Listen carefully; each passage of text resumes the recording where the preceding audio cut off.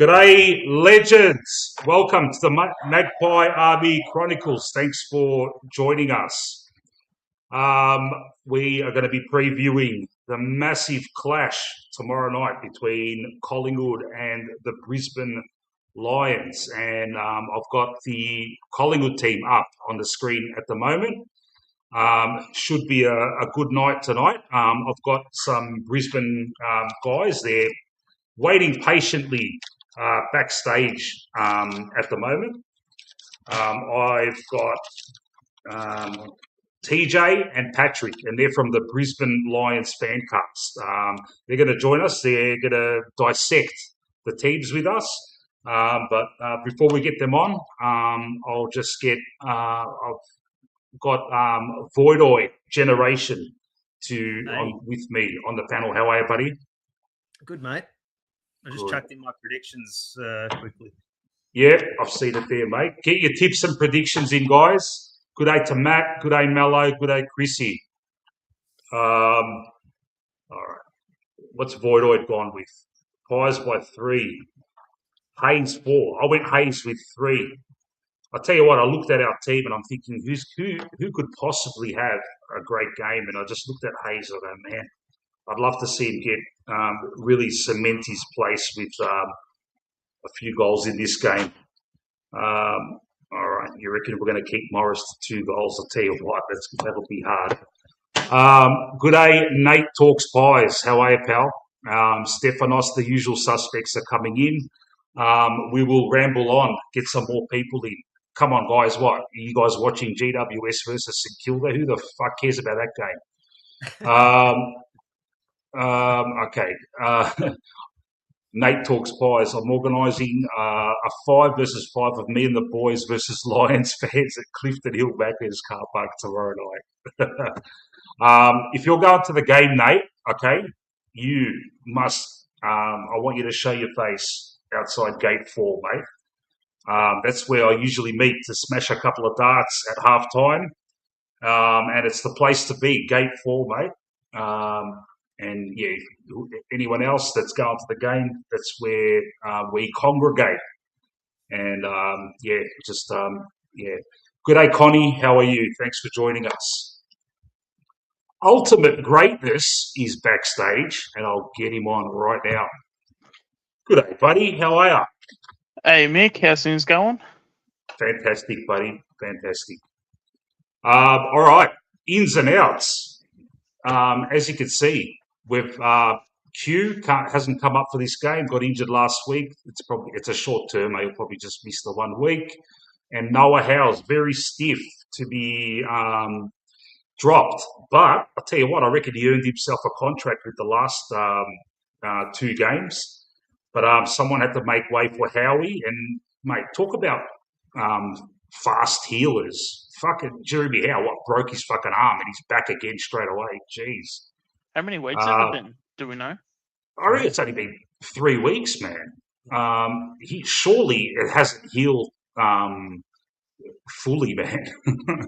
Yeah, I feel like he's definitely coming back too early. Like I wouldn't say he's 100%. Howe would be that type where it's like, don't care, strap it up, get me the hell back on there. So it's one of those things that it's surprising. We want to say it's a good thing he's back. But it's as much as it's great that these guys are pushing through adversity, but we'll sort of see how it goes because we have done this in the past and it hasn't worked in our favor. I mean, one of the examples I'd go to is Darcy Moore in terms of what he went through this season, and that didn't work out. But hopefully we can have an opposite result of that scenario. So he plays through, gets through fine, and but he didn't he? He had the arm injury against Geelong when he went up for that mark and came down. That would have been a worse one. That was sickening to witness. He came back quick from that too. He did. And I think what was the point I had?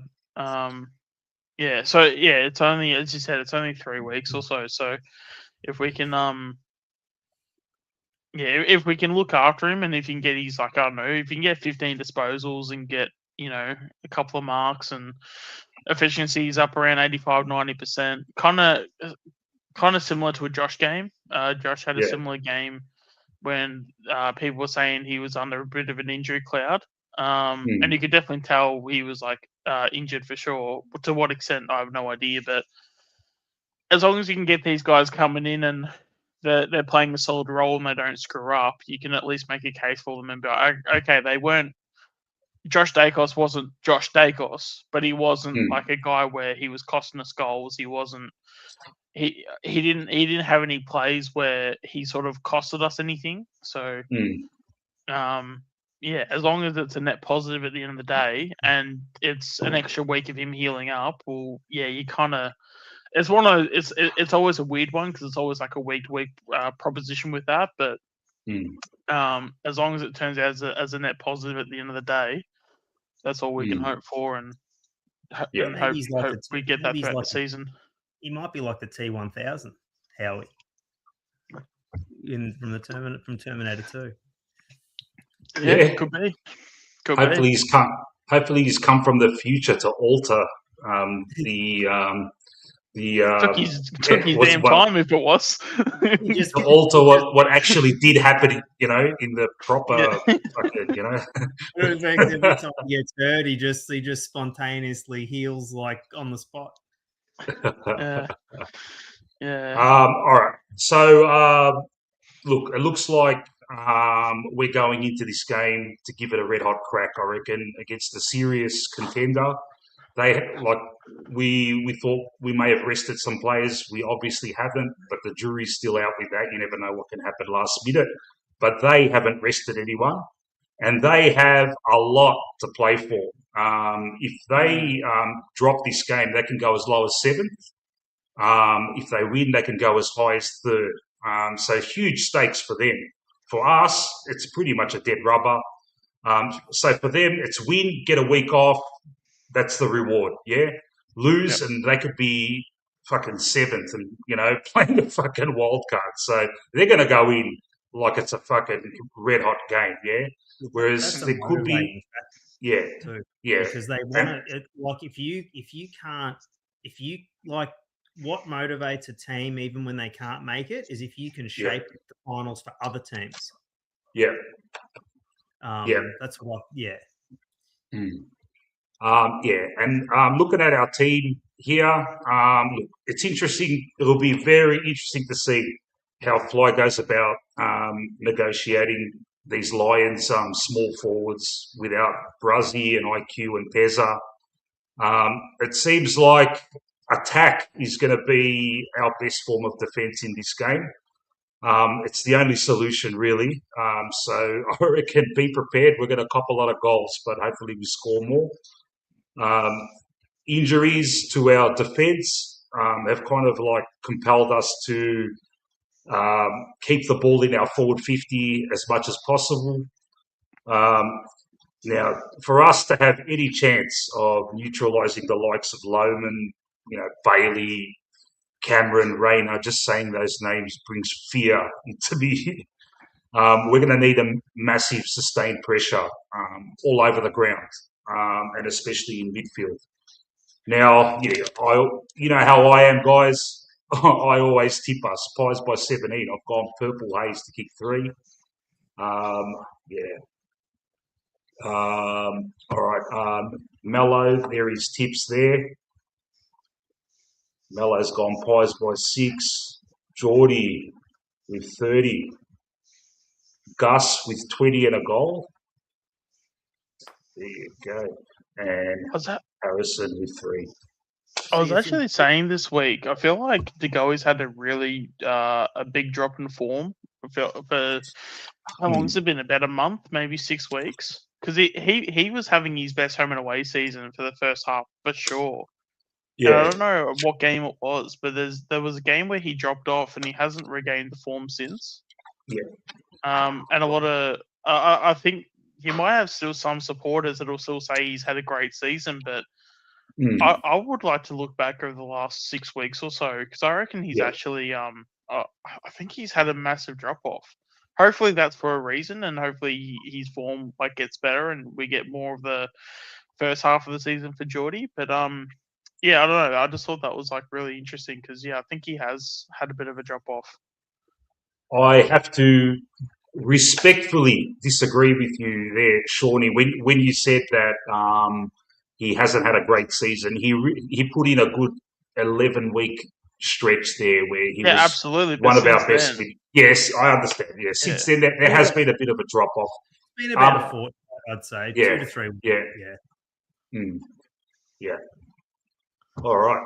All right. So I've got two guys backstage. They're from the Brisbane Lions fancast. Their names are JB and Patrick. They've been nice enough to answer my friendly overture to come here and to talk about the game for tomorrow night. And I'll get them on in a second. And before I do that, anything more to add before we get our guests on, guys?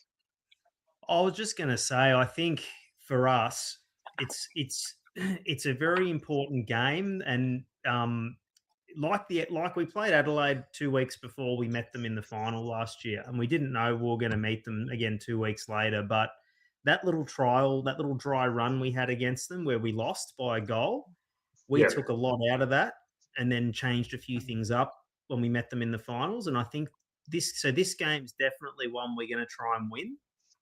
And we're no matter what the result ends up being, we're actually going to take some really good information out of it to use in the finals. Because if you kind of go in not wanting to win or trying to rest and trying to throw the game, then if you do meet them in the finals, you can't just switch it on, on command. Yeah. I think that we're actually going to have a red hot crack because we're not treating it like a dead rubber at all. Yeah. Yeah. Yep. All right. I'll get these guys on. They've been waiting patiently backstage. I've got Patrick and I've got JB. Welcome, gentlemen, to the Magpie Army Chronicles. Thanks for joining us. Got no idea what your personalities are like, so hopefully this is a nice kind of repartee between us. But it can turn quickly if you guys start taking the piss, but I'm sure you won't. No, it's a wild list. With the success rate of your team, you got all the right to take the piss, mate. It's you've got the runs on the board, and looking at your team, man, it's just a team of fucking absolute superstars. And I just cannot. How the hell did you just get done by Carlton by 80 points? It's just the mind boggles. It's a good question. It's a good You question. can go, Jay. I mean, the same way we got 14 goals piled on us by GWS as well. Just and it's been the story of our last couple of years. We will hand in a stinker or two every year, and that certainly was one of the stinkiest stinkers that we handed in against the Blues. It must be said, Carlton, since Fraser's taken over, has, I mean, if you run the ladder between then and now, they're up there with Freo. So they are a good team, and obviously you guys got them a couple of weeks ago. But they certainly pulled our pants down. Yeah. Before we get into the nitty-gritty, can I just get a bit of a backstory from you guys about your podcast, about how you guys became Grizzly fans and blah, blah, blah? I'll start with you, JB. So I actually grew up in Melbourne. My granddad played for Fitzroy back in the 40s, so I grew up in a Fitzroy household.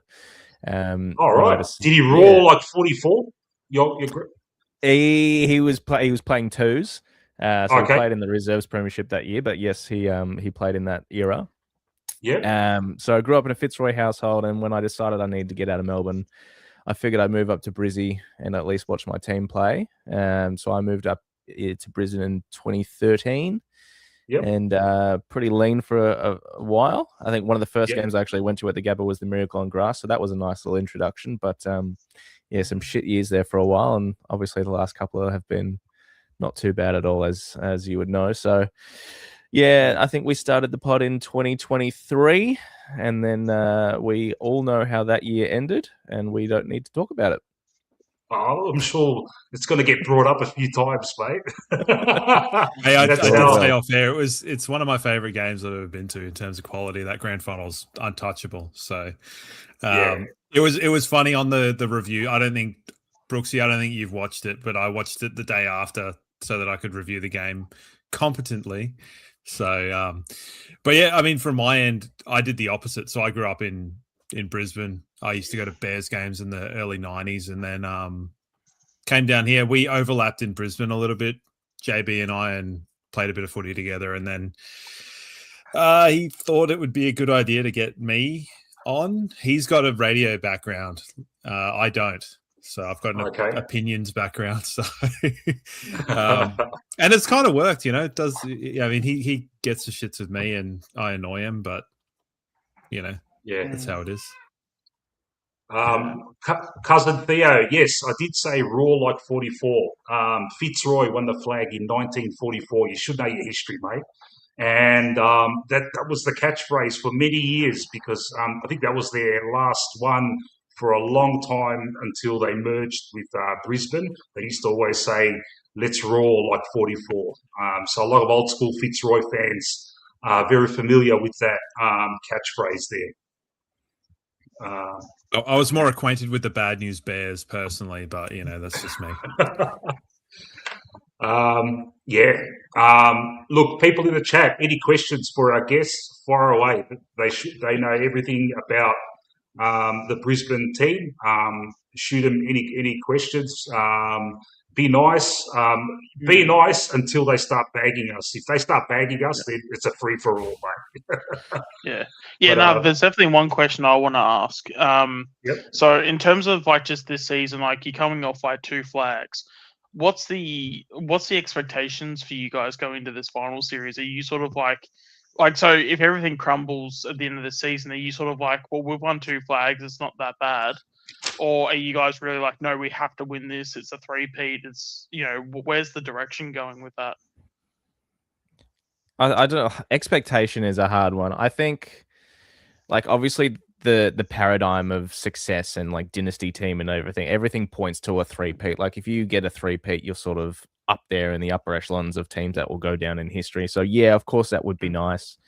If we don't achieve it, and like it's, you know, it's every chance that we don't, like 2 flags to fall back on is not bad at all, and a third grand final that we just missed out on. So I don't think any Brisbane Lions fans will walk away from this season, regardless of how it ends, going, oh, what a failure. I think, you know, for myself, and I've articulated this a number of times, is if we went into this stretch of, you know, success where we were, you know, constantly making finals, semis, prelims, you know, with the list that we had, and we walked away with nothing from it, I think that would have been the failure. But to have a couple of flags to sort of look back on is certainly great. And I think we're as good a chance as any team this year to make it again. I'll go on with that. I think there was a bit of a fear. So I think our timeline in terms of a team has been quite interesting because I think we overachieved heavily in 2019.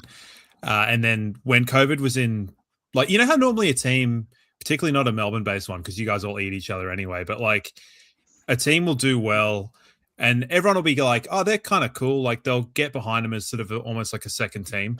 I feel like COVID and having a large portion of the season in Brisbane with the potential for a Brisbane grand final kind of, I think it soured our team to a lot of people as that kind of like, oh yeah, they're there. And people kind of expected us to do better than what we were. So I think our timeline was probably where it ended up and was probably fair. But I think there was a bit of a worry that we might be like that Port Adelaide team in the early 2000s, that had they not won that flag in 2004, they would have been talked about as like massive underachievers. And I think particularly going into 2024 in round 4 or whatever it was when we were zipping 3 and we'd just been smashed by you guys, like there was a real worry that we'd get through this really good period of like a good team with good coaches and you know, everything kind of falling into place and not winning a flag.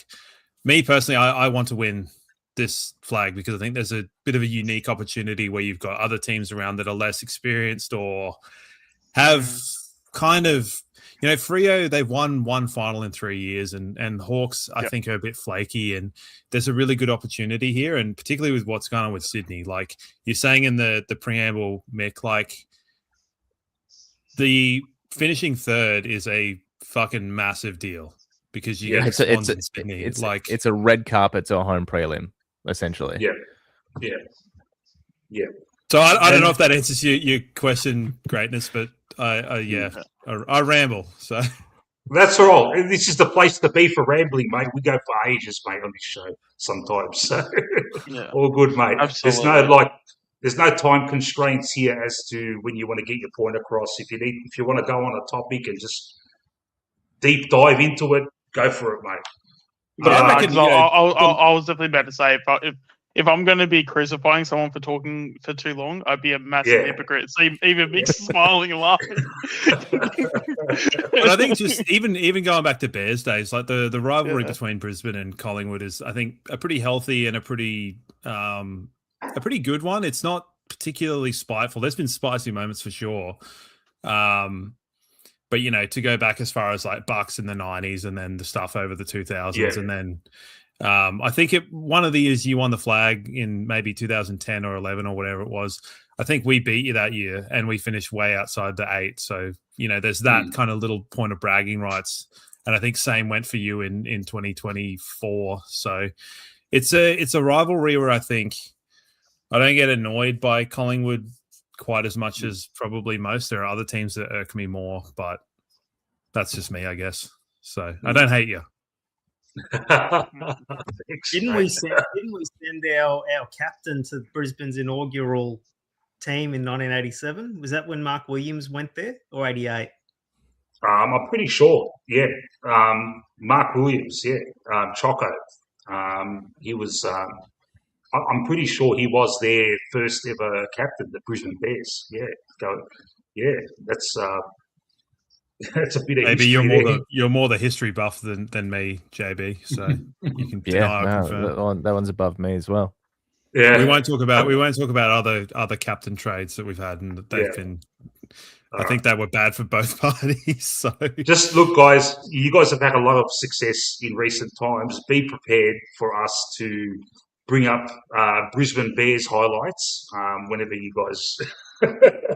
Bring up all your highlights because you've got so many highlights to talk about. Let's get into the teams. Let me get it up on stage if I can. 1 second. Are you guys surprised with the team that you've pulled out here? Because I mean, all the talk leading up to this was there was going to be big names rested, like both Dacos, DeGoey, Pendlebury, side bottom, and you've gone not exactly full strength, but you've carried on with the momentum. And as you said, like you're going to get a final or a wildcard game at the G no matter what.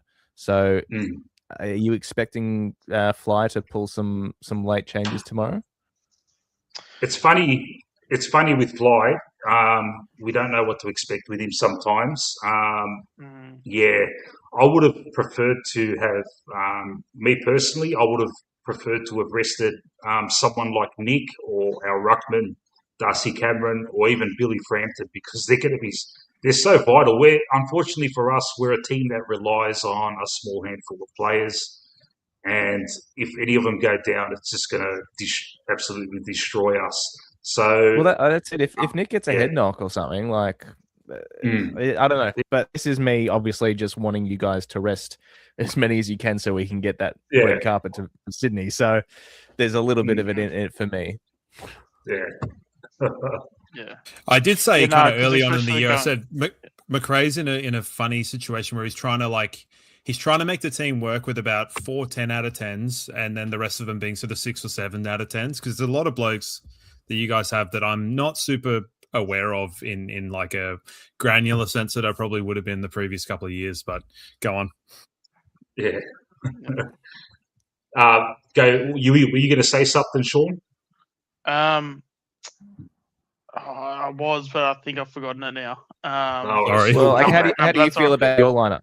How do you feel about your lineup? Would you have rested a couple, or are you happy to go sort of hammer and tong at this game? Yeah, it's an interesting one. I mean, I feel like there's nothing to play for us. I feel like this is like a bit of a dead rubber. I think it might be either Dogs or Carlton we might play depending on the result, but to me that's basically just the same opposition in my eyes. So I don't really sort of see, if we win or lose, like it's like, like it doesn't really move the needle for me specifically. Yeah, I mean, I don't know if I'm surprised about it. I was actually talking about it before. That it was interesting that I feel like, because especially with Fly will say a lot of things in his press conferences, but he always tends to do the opposite thing. And I think it was either today or yesterday he mentioned that he was going to look at some changes. He was thinking of resting players. I just feel like we've sort of had a bit of a season from Fly where he's sort of tried to basically make the AFL happy. And, this seems to me that, the fact that we haven't rested anyone, the AFL came out and said, don't rest players. I just think that we've been very, I'm trying to think of the right word for it, and I'm probably going to say it poorly, but we're basically happy to make the AFL happy. Like I just, I sort of don't know sort of how to feel about it, to be honest. But and then there's the selection integrity. There's plenty of players that I feel like that we have that are playing shouldn't be playing. The guys in the chat, they'll know exactly what I'm talking about in terms of, there's been some guys that haven't had enough games or haven't gotten any games that should have gotten games where others should have been dropped. So I'm always pretty critical of the club, but that's just because, I'm passionate and I give a shit about this club. So, but yeah, I mean, in the end, seeing I was surprised when it happened, of course, but when it actually happened, it was also like, oh, okay, yeah, that seems pretty safe. And it just seems pretty safe because Fly's been basically doing that all season. So the fact that we're sort of playing these guys, the players are getting their continuity in. That's one plus. I do have a feeling, even though there's been no sort of history that says Darcy Cameron will be rested, but a part of me thinks that Coe might come in for Cameron. Again, there's no logic to it other than he's just emergency and it's the first time this week. And but then again, I don't really want to be messing with anyone's form, especially with Cameron being such a confidence player. Even same with Frampton and a few other guys. Maybe it is just a thing of let's just play the same team. Let's just cop the loss if the loss happens. But it's more, sort of losing the battle so you can then win the war, I guess, in a sense. So that's sort of how I'm looking at it. Yeah. Someone made a really interesting point in the comments that if you guys win this game, you basically play every final. If you keep winning, you'll keep playing at the MCG because the Hawks will finish third and then probably belt Sydney. So that's a really interesting point. I think it was Josh. Yep, Josh Jacobs. That. Yep. That's an interesting point I hadn't thought about. So that's incentive right there, like because you're basically playing for 3 home finals, which is pretty cool. Yeah. But I thought, isn't it Doggies and Carlton are both 9 and 10 though? So don't we get an MCG anyway? Or am I bugged? Yeah, but then if you play on and then play, it'll be either Geelong or Melbourne, I think, and then it'll be the way that the bracket works would be you then play Hawthorn in a prelim, so it would be all MCG games, which is rather than going to Perth or going to Brisbane. So, interesting take, like speculative. Yeah. I like it. No, absolutely. As I said, I had a look on it the other day, and I didn't think there was much of a difference. But if that's the case, if we can get MCG games, that would be a massive advantage in our favour for sure. Good evening to Jeanette in the chat, and good evening to Benny. Now, I'm going to propose to the chat to pile on Benny, because Benny is going to miss the game because he has to go to a seminar. Come on, Benny. Benny, if you do after the seminar, if you do get to the game, make sure you're at gate 4, mate. We're going to catch up. I want to get I thought everyone. Collingwood only allow you to be in one cult at a time, right? Yeah. I don't know how's allowed in another seminar. So Exactly. Don't. Well, we're not telling you the truth. He's doing his GED. All right.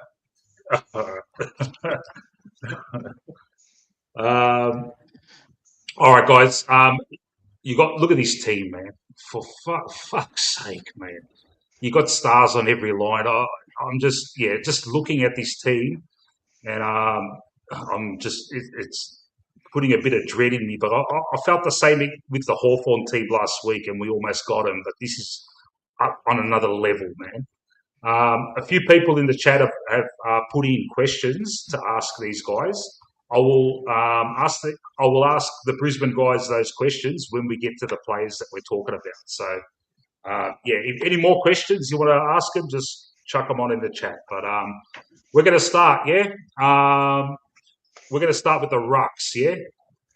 So you've got Darcy Fort, who I like, and one of the great things was watching when you guys won the flag last year. Was it McInerney? McInerney missed out, and Darcy Fort took his spot and won the flag, and it was just great.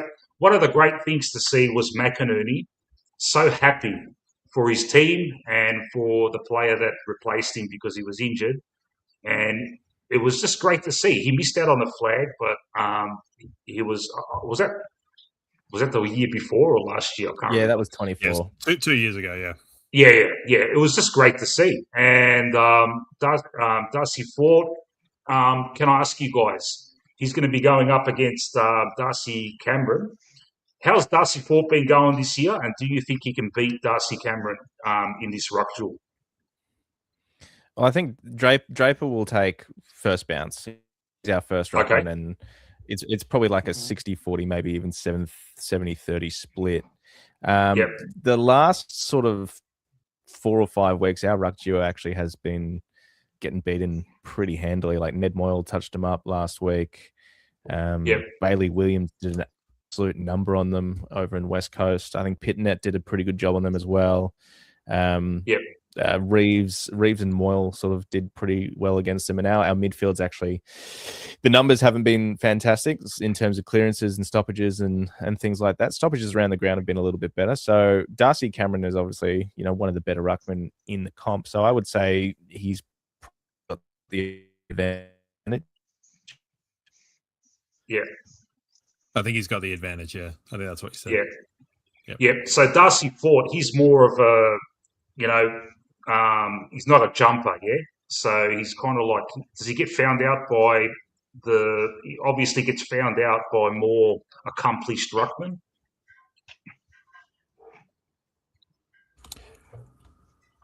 He's kind of, Fort's kind of an all-rounder. He's pretty good around the ground, but I think he's not exceptional at anything, whereas Cameron's sort of defensive work, I think, is really impressive.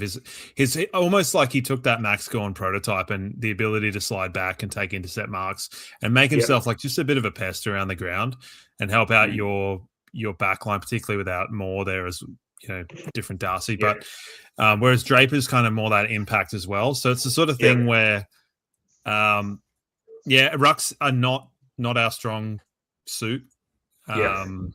They're serviceable, but I think, as JB said, we've been touched up in centre clearance quite a bit in the last month. So I think their inability to create a second stoppage as well is kind of causing us a bit of issue, but we'll wait and see how it goes. So, and do Draper and Fort, do they equal that out throughout the game, or does one guy ruck more than the other? They're pretty close to been doing 50-50, I believe. That might have changed in the last few weeks, so I haven't kept as much of an eye on the time on ground stats, but I know leading for the majority of the season, because Draper's coming back from an Achilles, they wanted to kind of make sure he wasn't getting overloaded. So to be honest, I thought they might, heading into finals, drop down to one ruck, but because that's one thing, the overall spectre of this team announcement, I think they're a touch too tall, but we'll come to that when we come to keys. So, Void and Shawnee, what do you reckon? DC's had a nice little resurgence in the last few weeks. We were absolutely all over him the first part of the year, and it was warranted too because he was absolute dog shit. He was getting cleaned up by first gamers, but he's come back good, and he's kind of like adjusted his kind of like his technique, and he's not getting he's not destroying opposition ruckman, but he's evening it out. Do you guys reckon he can get the chocolates against the combination of Fort and Draper? Yeah, I think Draper will do a few. Draper will do a few spectacular sort of moves at centre back. Sometimes he can do some pretty amazing jumps where he just rips the ball out of the air and takes off.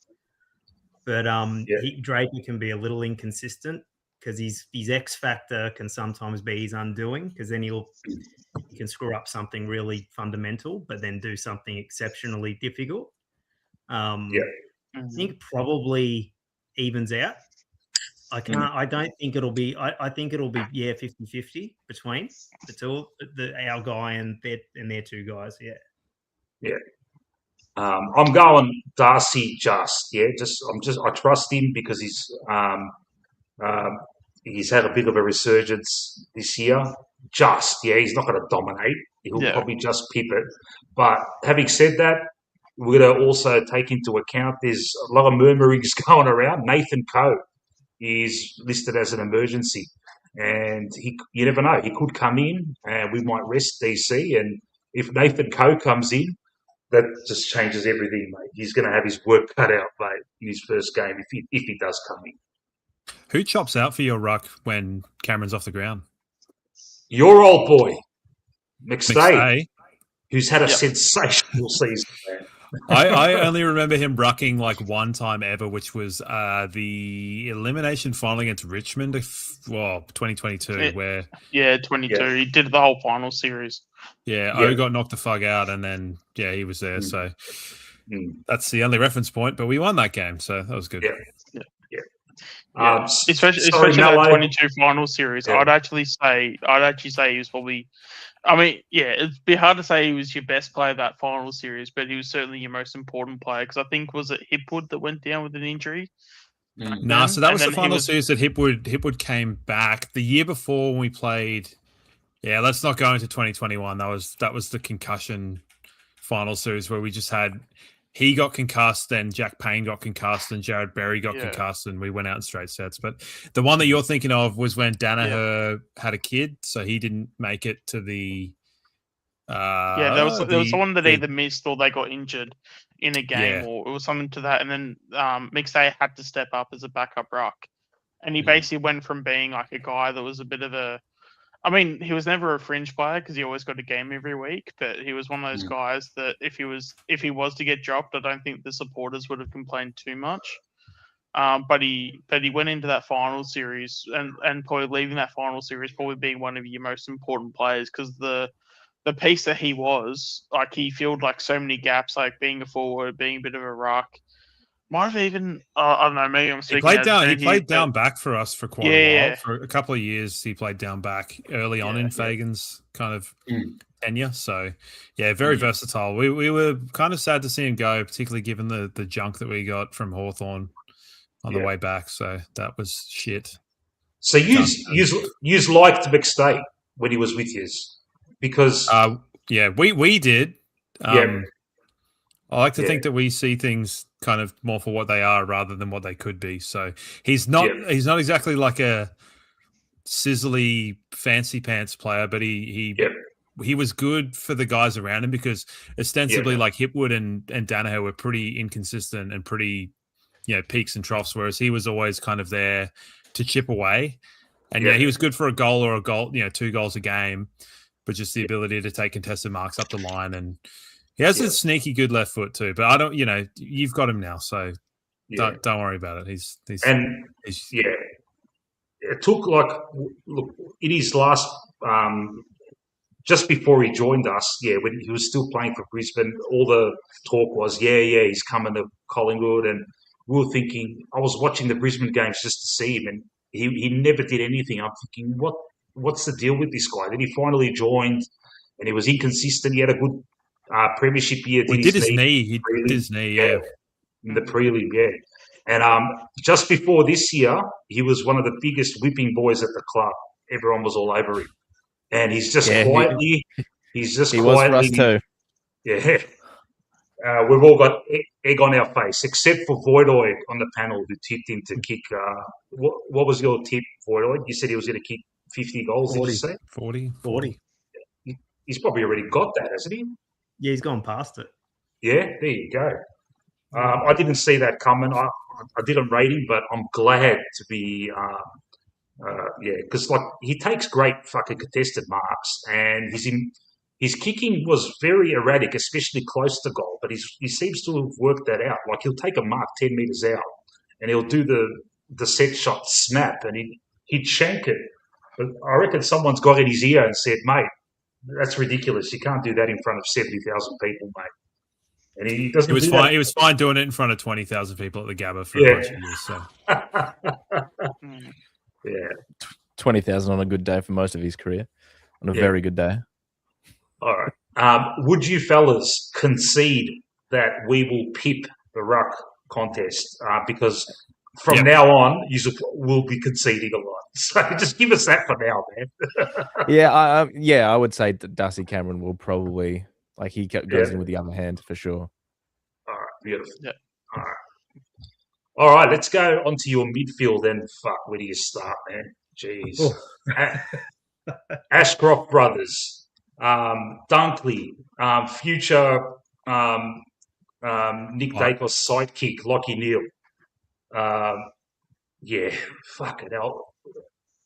With you guys, I'll ask you guys, what is your dream? All right. Scores are level in a grand final, yeah? There's a minute to go. Who are your three dream starting mids from this lineup? For mine, it's probably Neil Dunkley Ashcroft or Neil Dunkley McCluggage. Yeah, I haven't even mentioned McCluggage. Yeah, Cluggett's not there. Yeah. I think given the players we've got, mine would be Dunkley, Bailey, and Ashcroft. Yeah.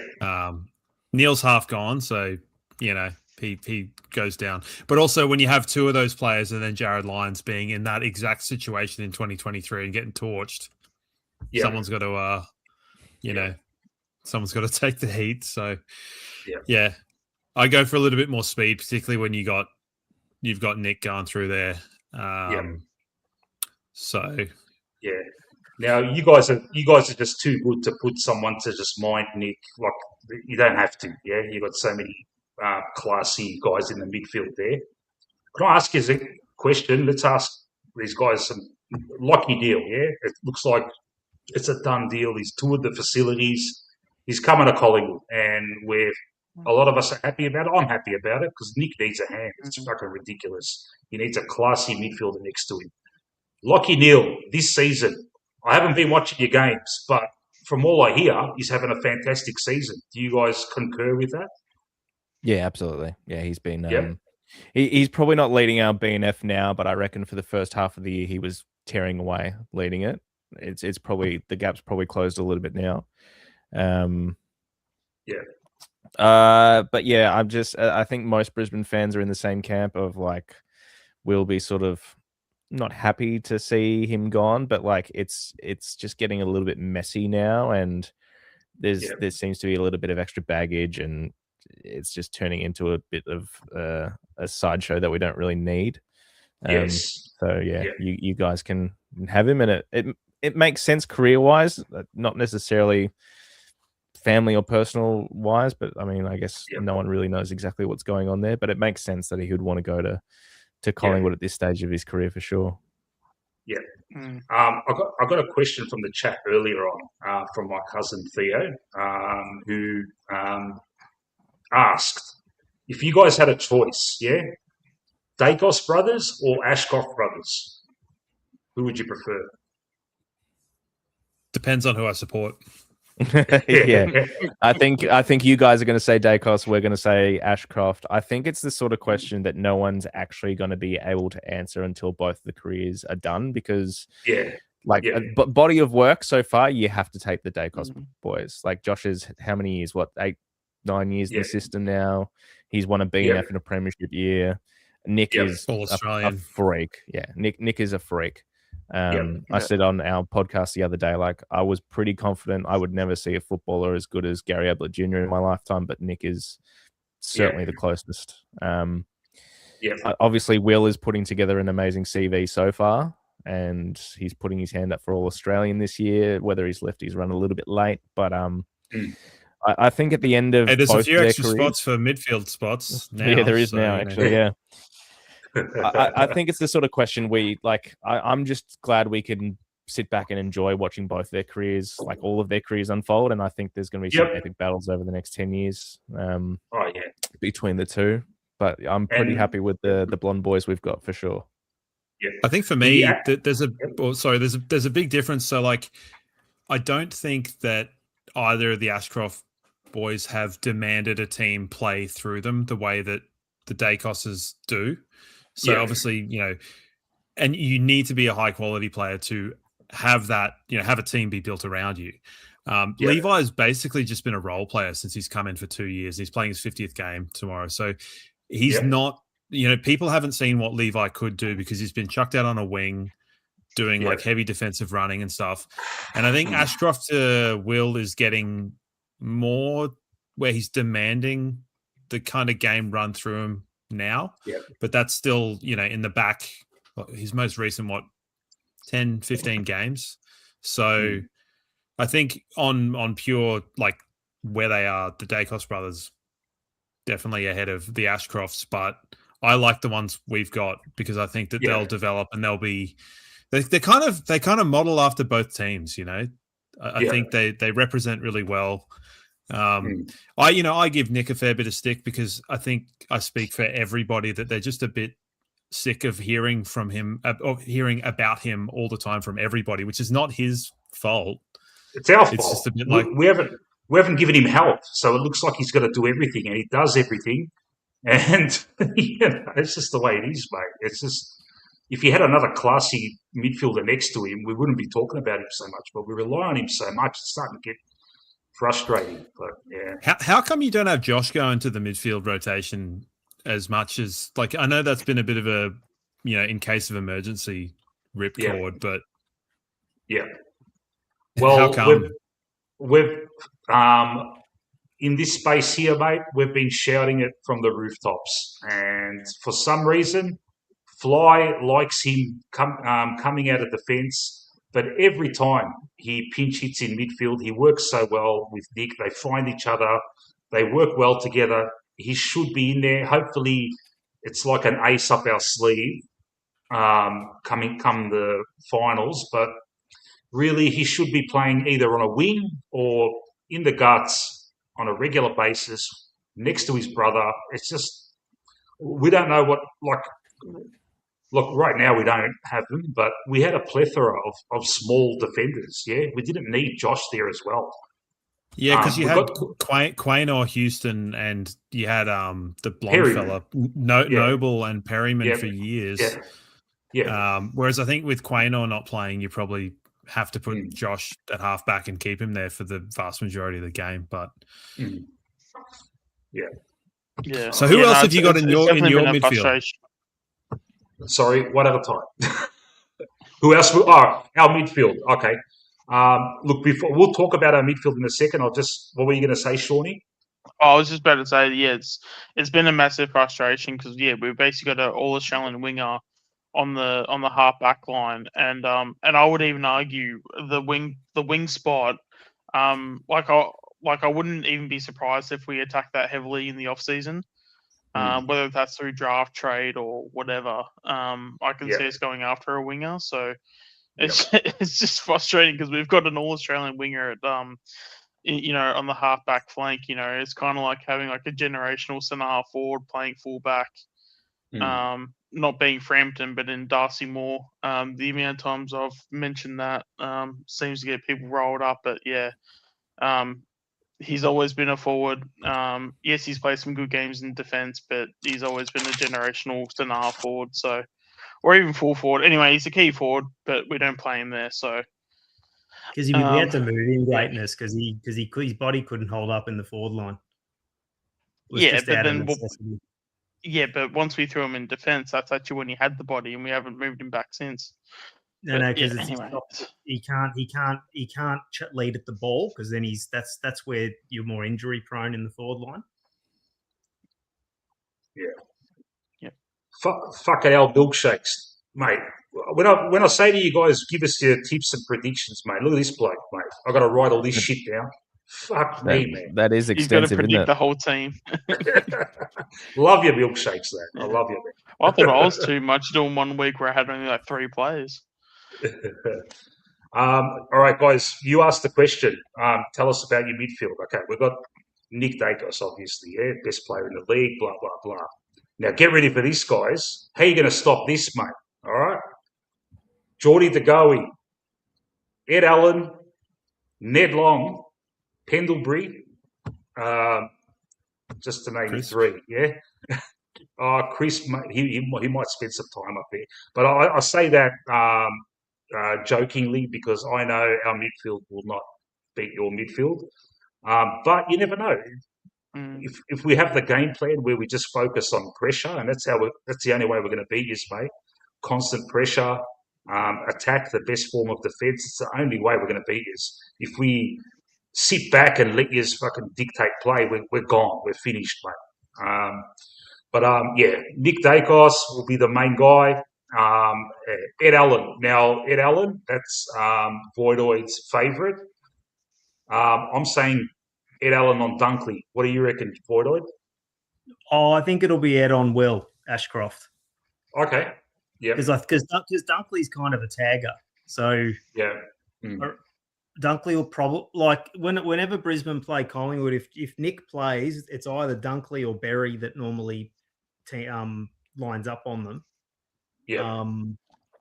I don't know if that happens like lately. Well, Nick didn't play last time we met Brisbane, so yeah.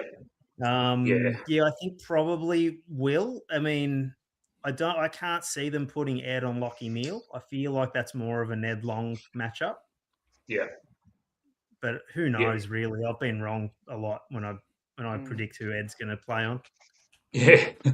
I mean, in terms of, mind you, this isn't probably saying much, but I mean, Ed Allen did go under Butters, and if Butters is a target, Neal's a target. Maybe it's it could be like a audition to come to Collingwood and be like, hey, we've got this guy Ed Allen. Given that he's new to the scene, maybe it's a bit of a, it's sort of like trying to advertise Collingwood so that Neal comes. Or I don't know if it's a done deal or not, but it could just be a icing on the cake, just to go, hey, this is the midfield you'll be playing in. So you just never know. But I feel like we did something similar with Butters earlier in the year, so could do the same. It's a little different looking. Last time we played you guys, we'd sort of a lot slower side back then, and Ed Allen I think he was on a wing that night. He was a laid in for Nick, so it's like having a new player now because he's kind of stepped up in the midfield as a bit of a run with defensive midfielder. So now, and he's also really quick. So now I think the midfield battle is going to be really interesting to see because we've just never seen this lineup before, especially against Brisbane. And I know you guys just murder us out of the midfield every time we play lately. Oh, the last time we played them, they destroyed us, mate. But we didn't have Nick and Pendles. We've just been talking about Ed Allen. He's very special to us, guys. Have you guys been following his progress at all? Have you heard about him around the traps? Because other supporters usually haven't even heard of him. How are you guys feeling about that one? Yeah. Yeah, for sure. I think Collingwood has been one of those teams, especially, I guess, these last probably 7 to 10 weeks, like, despite, the position on the ladder and your age profile and all that sort of stuff, like, you guys are still playing really good footy. You're sticking with most teams. You're not getting blown out most weeks. And I guess everyone has sort of taken notice of the kids that have come through, and Ed Allen being sort of, I guess, the poster boy for that. And yeah, it's I'm not going to say it's been fun or good to watch, because I guess no one really likes to see Collingwood doing well other than Collingwood supporters, but it has been interesting to watch that unfold, considering the narrative around Collingwood at the start of the year and where everyone thought you guys would be, and to see that, these young kids come through and, fall into the system and play really well. Yeah. You seem to have a bunch of players that are sort of, they've only played a handful of games, but it's like they've played a season or a season and a half. So they've just, and I don't know if that's just what it's like having, Sidebottom and Pendlebury and Chris there to be able to do that. But yeah, it's the sort of thing where we were all wondering, like, there's going to be a drop off because there's no players. And then you have guys like that, Ed Allen and like Ned Long and stuff that just crop up, and it's like, okay, they're holding their contest so that like Nick can make the breakthrough, because sometimes that's all you need. Yeah. All right. Whereas we have a different midfield altogether, where ours is like pick your poison. We can have match winners in different avenues, which could be a different kind of contest. So it'll be interesting. I'm looking forward to it. Yeah.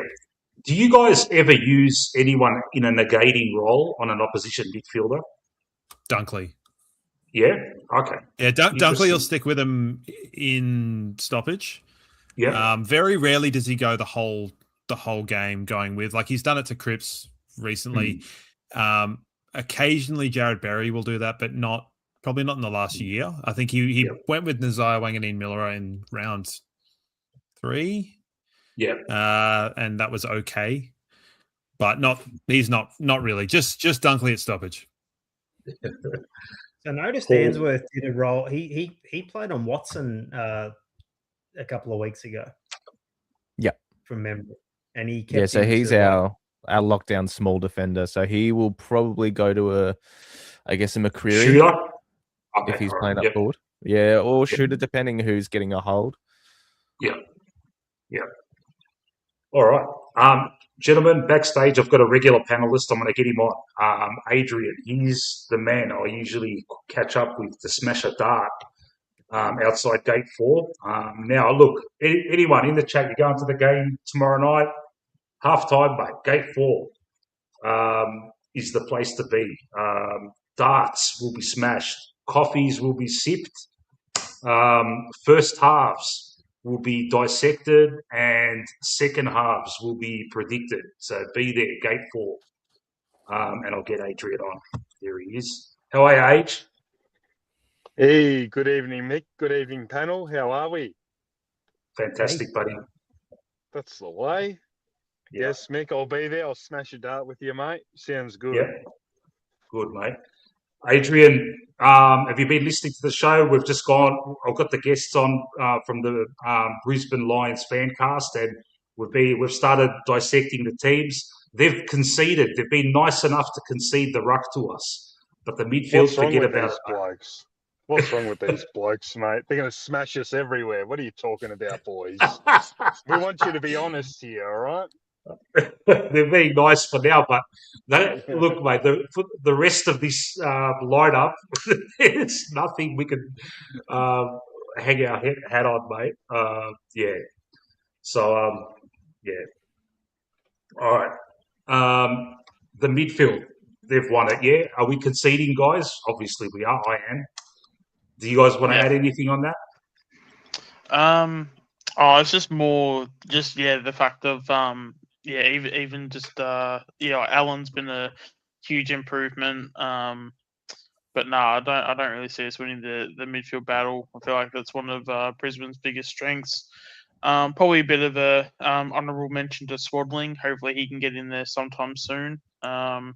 He's obviously a bit of a talent. Don't know if you guys, if you Brisbane guys know much about him, but hopefully he can play similar to last week, because if he does, you'll certainly be knowing of him. And as well, looking for Bo to back up again after a best on ground last week. First time ever. I think it's probably his most complete game he's ever played. But the issue with him is whether he can do it more than once. Yeah. So that'll be a good test for him against a very, very nifty midfield. Yeah. Yep. question from the chat for our Brisbane guests. Kitty Coleman and Reveal. How come they aren't on this on our screen at the moment? Reveal's a bit of a strange one. He had a child about a month ago, his second baby, so he took a couple of weeks off, came back for that Carlton game, and then got dropped again, which was pretty unlucky for anyone to get dropped. You either drop them all or drop no one after that game. And he just hasn't worked his way back into the team. He's been really good in the twos. He's been pretty consistent in the seniors all year as well. So a bit of a strange one. Kitty Coleman, injuries this year. Hasn't been able to force his way back in the team. He just plays a very similar role to Zorko. So if Zorko gets injured, then Kitty comes back in. So it's like Zorko, Wilmot, and Kitty is probably just too much of the same type in one backline. We need, the defensive aspects of Jasper Fletcher and Noah Answorth back there to sort of keep that balance. Okay. One of the things that I've been saying all year is just like the players most at risk of not being in the teams are the ones that aren't in the team, which sounds really dumb. But for the previous 2 years, we've had quite a long injury list, and it's been, in a similar situation to you guys this year, actually, where you've been playing players through force and it's been working for you, and that worked for us for the last 2 years. So this year we've had everyone, particularly for this back half after the bye, where you're just going, well, shit, who are you going to put in and how are they going to get in there? And you need to have some of those role players in there to be able to make things work. So I would like Reveal to be in the team, instead of one of the talls, but that's just me. Yeah. And Reveal, he loves the crowd, doesn't he? Yeah. He kicks a goal, mate, turns to the crowd. I remember from the last game when he's absolutely belted us. He was loving every second of it. So I'm kind of glad not to see either of those two not playing, but I'm sure the guys replacing him are equally as good, if not better. Shawnee, were you going to say something?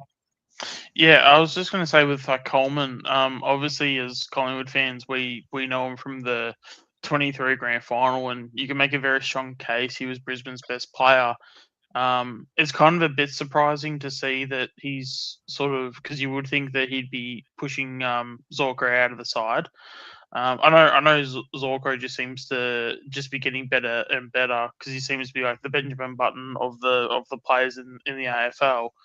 And I know he had the ACL the year after the grand final, but like, how has he been post that grand final? And like, it just seems very strange that he's sort of not in this side.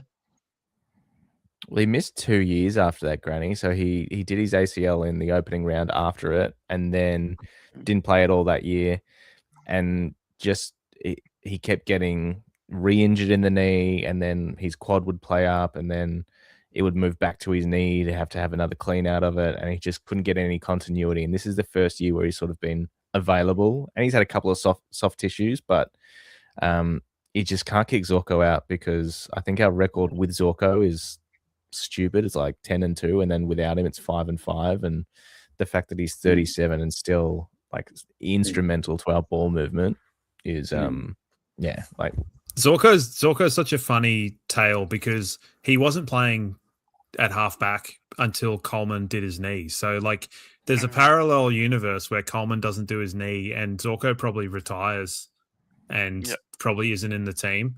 And somehow he's just like, fuck it, I'm going to be a halfback and I'm going to be really good at it. And now he's keeping the guy that he replaced out of the team. So it's JB and I, well, we don't clash on this, but I'm very much a thinking to the future, and he's a let's just keep playing Zorko because he's good. And I'm coming more around to that. But I know sometimes you watch certain players, and Kadeem Coleman's just a nice player to watch. He's very smooth. Zorko's much more like erratic. Makes me anxious. So, people in the chat are asking, guys, the songs after the goals. Surely you can't be a fan of that. Surely. I fucking hate it so much. I hate it so much. Yeah. Well, there won't be any for this game because it's not your home game. So thank God for that, man. Do you ever wish they'd move Charlie Cameron to the back line so you don't have to hear any more John Denver? Hey, you got me watching on Channel 7. not on Fox so that I wouldn't have to. I'd rather adverts than the goal songs, which is kind of an oddity. But yeah, I get called an old curmudgeon because I'm just like, there should only be 3 songs played at the football. There should be the 2 team songs and Up There Kazali, and that's exactly right. Exactly right. That's my thoughts on it. I'm sorry on behalf of us to everyone else that now has goal songs, but I tell people to think of it. I'm like, think about Tony Lockett kicking his 1300th goal and what it would be like with like a pop song playing after that. It'd be shit. No good. Yeah. All right. Let's go to the wings. You've got Berry and Bailey named there. Are those guys your wingmen, or is that just one of those? No, Bailey will start in the middle. Yeah. Okay. So there you go. Another midfielder we're going to worry about. Jesus. So and Levi will be the other wing. Yeah. So Berry and Levi will be the 2 wingers. All right. They're going to be going up against Rowan Steele. Now, I usually put, when I do my teams, I put Josh Davis on the wing. I'm trying to will that to happen, but he never plays there. Rowan Steele and possibly Jack Chris. Normally? Or Chris? Well, he's been playing Sidey in the back line, and much to our frustration because he can't stick a tackle and he gets burnt. And I dare say Sidebottom's going to be in the back line this game. So Rowan Steele, I'm not sure if you guys have heard of him. He's mid-season draftee, but he's come into the team, hits the scoreboard, doesn't get a lot of possessions, but he did get his first game of, I'm pretty sure he got close to 20 possessions last week, which was probably a PB for him. He's going to have his work cut out against these guys. I'm conceding the wings to you guys. Jack Crisp, if he does play wing on the other side, I can't see him beating either of these 2 guys. He got absolutely towed up by Dempsey of Geelong, but everyone does. But even other players, he's hot and cold. Ever since he kicked those 2 clutch goals against us in the grand final in 23, he had a good game. He's been on cruise control since then. Other people might disagree with me, but I'm conceding the wings to you guys, and if they're winning the midfield and the wings, we're in a lot of trouble, man. Our wingers tend to not be super spectacular in what they do. They'll get 20, 25 disposals, and they're more the link player and the overload. So structurally really important. Jared Berry was great last week just as a defensive overload floating back. And because you have guys like Ollie Dempsey that just cheat and run forward and kick goals in the goal square, we're sort of set up to negate that kind of thing. So I don't know if that's what Rowan Steele's MO is, to kind of look forward. But we have pretty good cover for that, I think. And Levi, as I said earlier on, he's just being told to kind of, keep his discipline and do what he can do. So they're kind of they're not going to go ballistic and kick 5 goals, but they're going to be serviceable and structurally sound. So that's at least my view on the wingers. Yeah. All right. Shall we continue to the forward and the back lines? Does anyone want to add anything on the wings? Because we're conceding. Are you guys, Void, Adrian, Sean, are we conceding that one? Yeah, absolutely conceding. Adrian's conceding every position. No, it's not to that extent, but on paper, we can't compare. Again, it's one of those things. If we're going to compete in this game, it's going to come down as a system. In terms of quality of footballer, it's about Nick and that's about it, really. Now, last week, the way we played last week against Hawthorn, where like real moments, sustained moments of pressure, which Hawthorn couldn't handle, and we managed to hit the scoreboard as a consequence. Can I ask you, Brisbane guys, have you come across teams that have played that way, where they've just upped the pressure to the max? How did you deal with it? It is one area that Brisbane is really susceptible. If the pressure's hot, we don't like it. It's exactly what happened with Carlton. It's what happened with GWS in that back half of that game as well. It means the ball's coming in fast into your forward line, our back line, and it doesn't give us the chance to set up properly. And quite often we get left at sea. So, if anyone brings the pressure, like real physical heat to us, we generally we can fold pretty quickly and not be able to cope with it. So one of the ways to beat Brisbane is to do that and sustain it for a whole game. Yeah. It kind of relies heavily. So when we get touched up, our midfield and our high half forwards tend to be the ones most culpable. It's not always the back line. The back line will look foolish, but it tends to be a lack of effort on other parts. But I think even if you look at the Gold Coast game last year, they brought a pretty high pressure game for the first quarter and a half, and then we were able to stick with it. But eventually that kind of the skill set and, for everything that is sort of said about Chris Fagan, I think his system is actually quite good. I don't think you can be as sort of successful based on just pure talent, because you can see how inconsistent fucking GWS have been over the years with some really talented lists. So I think he's got a better system than he's given credit for. But I think, pressure's a hard one. I think it's more if our pressure is there early on, it tends to be good signs for us. But if we're not there early, it can be pretty grim. But they do tend to flick a switch sort of in this part of the year. So hopefully. There you go. A flicker of hope there for us. Thanks, guys. All right.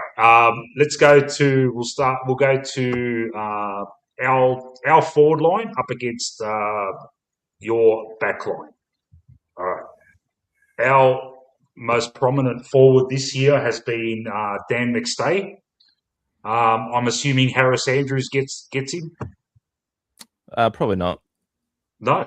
I reckon that'll probably go to Gardner. Yeah. Yep. Yeah, it'll probably go to Gardner. Gardner or Gallup, I think. Gallup's got a good size for Dan McStay as well. So we tend to try, because we've got quite a few talls, we do try to free Harris up to play on someone that's, say, less threatening, which can be used to manipulate. Yeah. But I think Dizzy or Ty Gallup will go to McStay. Yep. Now, Gallup, premiership forward, has been shifted to the back line. I haven't watched your games, but from everything I've heard, he's been pretty good. Face smashingly good. Well. You put it so succinctly there, mate. Is he like a real tough nut? Is he like a real? No, he's just come back from a 3-game suspension for serious misconduct. Smashing a bloke's face into the ground. So, but he has been good. He has been really good. So it was a bit of a double entendre there. So so you got your talls there. You got Darcy Gardner is probably going to pick up McStay. Harris Andrews and Gallup, who's on the bench here, but he's probably going to start in defence. They're going to be going up against McStay, Charlie West, and Tim Membry. I hope that strikes fear into you. Charlie West, youngster, had his best game of the club last week with 2 goals. Very green, very young.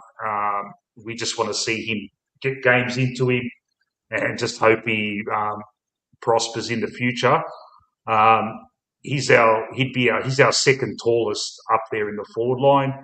Well, Charlie West's been quite good in the couple of games I've seen him play, and he's he's earned his spot too in the reserves. He gets the goals. So Gallup will probably get him, you reckon, or maybe he Harris could be Andrews. One that Harris could go to him, and then that'll be a bit of a difficult night. I wouldn't be surprised if Harris goes to him to try and not necessarily pay him any disrespect, but it's like, okay, this guy's quite new. Let's put Harris on him, which will allow him to come across and affect other contests if he can. Yep. And okay. All right. Just to go back to the McStay-Gardner matchup. Now, we've just said that McStay's having a fucking year and a half. Does Darcy Gardner match up well against him, and does he beat him? McStay tends to play pretty well against us. I don't know if it's just a spite thing, but he tends to be good for a couple goals. Yeah. Brooksy, go ahead. Yeah, it's going to be interesting. Like, obviously, all of these guys have played a lot of footy together, and would have played a lot of intra-clubs against each other, so they would know it, like, each other's moves quite handily as well. So I wouldn't be surprised if, you know, there's a bit of a rotation going through McStay. You know, Ryan Lester might have a couple of games, and maybe it is a case of Gallup goes to him because they haven't played a lot of footy on each other, and it's just going to be a one-on-one battle of, you know, he's a young hulking guy, go play on the best forward, and that has sort of been his lot this year. And I guess then there will be surprises, and they won't necessarily have worked each other out to begin with. Yeah. I can see either way though. Gardner and Gallup being on Membry, and McStay with Harris being on young Charlie Gardner. There we go. That's a Dwayne Russell, Charlie West. And then I think Leicester, there's a chance that Leicester could play a little bit on McCreary if he floats forward, depending on when he's in the midfield or not, because he tends to be a pretty good matchup for the kind of bigger bodied resting, like mid forward types. I just think McCreary's a bit too quick for Frog. Hey, Leicester's got some wheels on him, you know, when he sprints twice a season. It could be the two sprints for the year. But you've got Schultz. Schultz down there. Who? We've got these are our small forwards: Shooter, McCreary, Will Hayes. He's a youngster. Kicked 2 goals last week. Harvey Harrison and Gus Anderson. They're the guys that are going to be rotating as our small forwards over there. I know that doesn't strike too much fear into you guys. As a novice of your team, can you elaborate more on Answorth? You said earlier he looks after the opposition small forward. Does he purely negate, or does he run off and hurt you as well? No, he is your lockdown small defender. So him and Brandon Starcevich, when he was on our team, were the lockdown guys, and now that has fallen solely on Answorth. So I think he's more likely to go to McCreary myself. I think, if I remember correctly, maybe Schultz played a bit of a role on Dane Zorko last time we played, and he sort of played like a defensive forward type. Yeah. So I wouldn't be surprised if that happens again. Yeah, have you got half forwards that tend to look after the kind of running half backs? Because that'd be mainly Wilmot and Zorko for us. Yeah. Do you have players that tend to do that other than Schultz? I would look. I'm going to need help here, gentlemen. What can you say about that question? I mean, technically, we could have like a Ned Long play as a defensive forward. I don't say that. I think that's just a key word by just saying he's a shit forward. But who else? Like Milkshakes in the chats just said Zorko will destroy Anderson offensively. Zorko can only run in straight lines at the moment. Once you get past 35. You can't. Not much lateral movement, so that's a watch. Yeah, as Josh Jacobs said, we play a system. So the opposition, one small opposition defender always gets 30 plus against us. So it's probably going to be Zorko, I reckon. I think if Zorko gets 30 and he's kicking 25 of those, then I think that could be trouble. Yeah, I think. I feel like Peter might be on the. I feel like Peter might be on the mark because I think Harrison. I don't know if he does a typical tagging job, but he definitely runs with a few players. So if some of the defenders need a bit of extra attention, he could do a bit of a loose tagging role. Yeah, it's interesting whenever we come up against a team where, like, one of our coaches has gone to, like we had Murray Davis go to Adelaide, or like Brandon Starcevich went to West Coast. Anytime we come up against a team that has got like intel on us, like from an ex-player or a coach or something, you know, because they go to Zorko. Like they know half the battle is like shut down the ball movement from Zorko, and you're halfway there. Yeah. Has Zorko's season? Sorry, Void. Could Sidey play on Zorko maybe? Look, we'd love to see Sidey in the forward line, but because of our dearth of small defenders, you know where Fly's going to put him. You just know it, mate. He's going to be chasing Cameron around. And, you know. I feel like if Sidebottom and Zorko play on each other, they'll just shake hands and go and play like chess in the rooms instead of being on the field, right? Like old blokes. Yeah. And Zorko's... I was thinking maybe that's how we can sort of hide a couple of our guys like Sidey, is we could maybe the ages will cancel each other out, you know. Yeah. How's Zorko's season been? When I played Supercoach last year, mate, he was he got so much of the ball and hit so many targets, mate. He'd give you heaps of points. I'm not playing this year, so has he been as effective this year? He's had a few injuries this year. He's had like a bit of a calf and a quad complaint that sort of kept him out for, I guess, best part of 6 or 7 weeks in 2 sort of separate stints.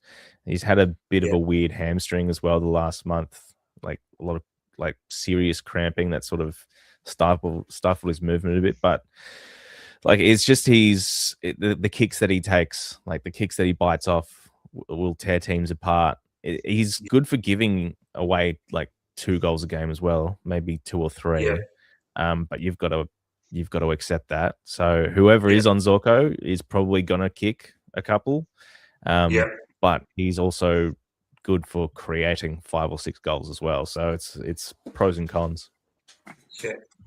Okay, gentlemen, do we come to a decision that our forward line is just going to destroy these guys? No? You're dreaming. No takers? I don't think it's going to be the bloodbath you guys are, sort of insinuating it's going to be. It just, JB...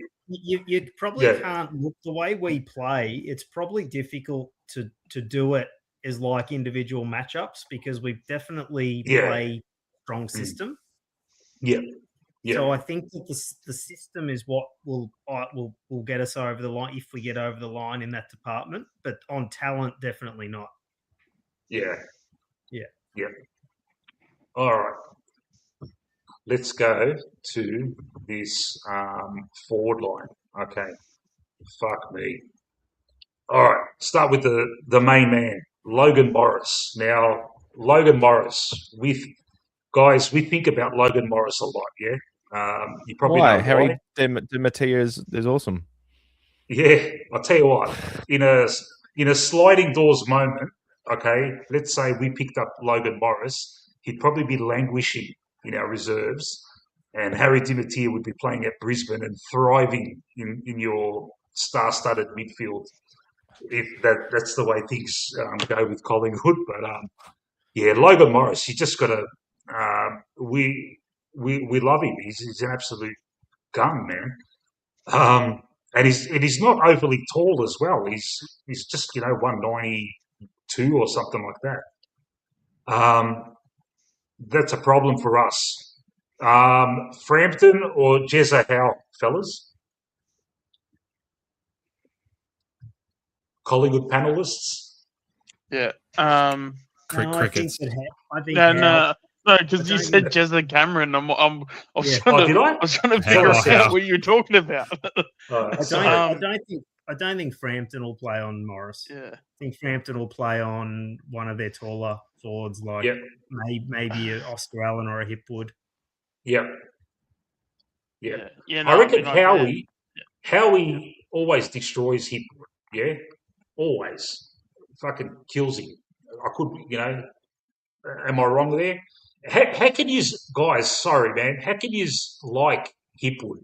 Surely you don't like him. Surely. I think we're in the big minority where we fucking love the guy. So I think it's one thing to like, and moving from, this is a little bit of an aside, I'll waffle on here, but moving from Queensland down to Victoria, 7 odd years ago, it is really interesting how there's almost like a cultural divide between how football is perceived in both Queensland and down here. Like here, it's in the fabric of everything that's going on, and that's why tradition is so important. Whereas up there, no one gives a shit. Like no one cares. So I think it's really important, and it has been important to have bookends. So Harris, Andrews, and him being Brisbane boys playing for the Lions is a really important thing culturally for the club. He is frustrating, but you can never fault his effort, and I really like that. And despite what certain people will say, his contract's not that egregious. He's on a long contract, not an expensive one. So okay. Look, I reckon Frampton would have to get Oscar Allen, Logan Morris. It's got to be Jezza Howe, and Hipwood will give it to Puncher. Do you guys agree with that? Void, how's Puncher's tank? Yeah. I think so. Yeah. How's Puncher's tank, guys? Well, he's been running out games pretty well.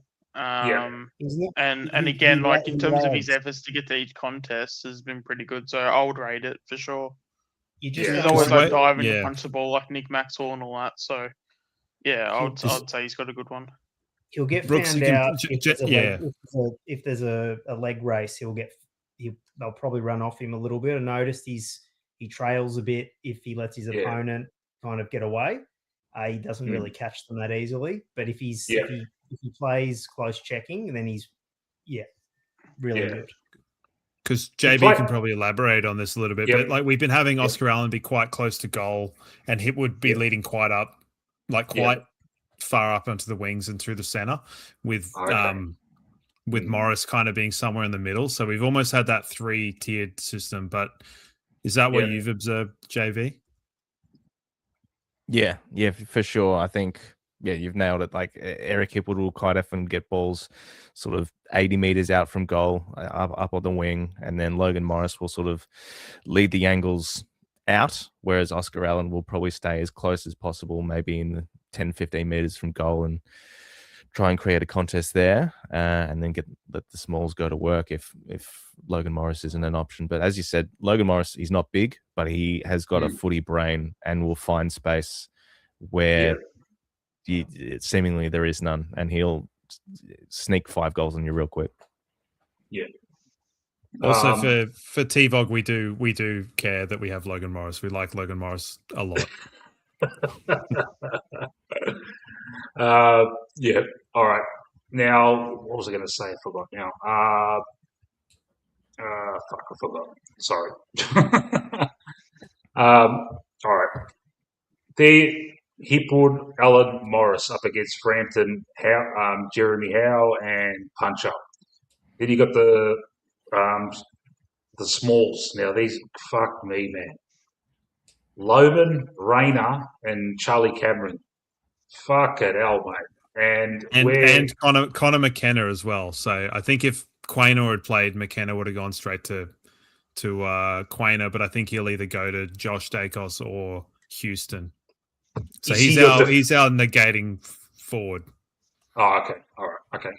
Well, and obviously Zach Bailey runs through there too. Yeah. Now we've got this player in our team, guys. I'm going to try and he's fantastic, mate. Yeah, this guy. I reckon he'd be great in your team. Yeah. And I reckon you guys should take him and spread the word and kind of like, let's make this happen. Dan Houston, mate. He's a gun, mate. Take him.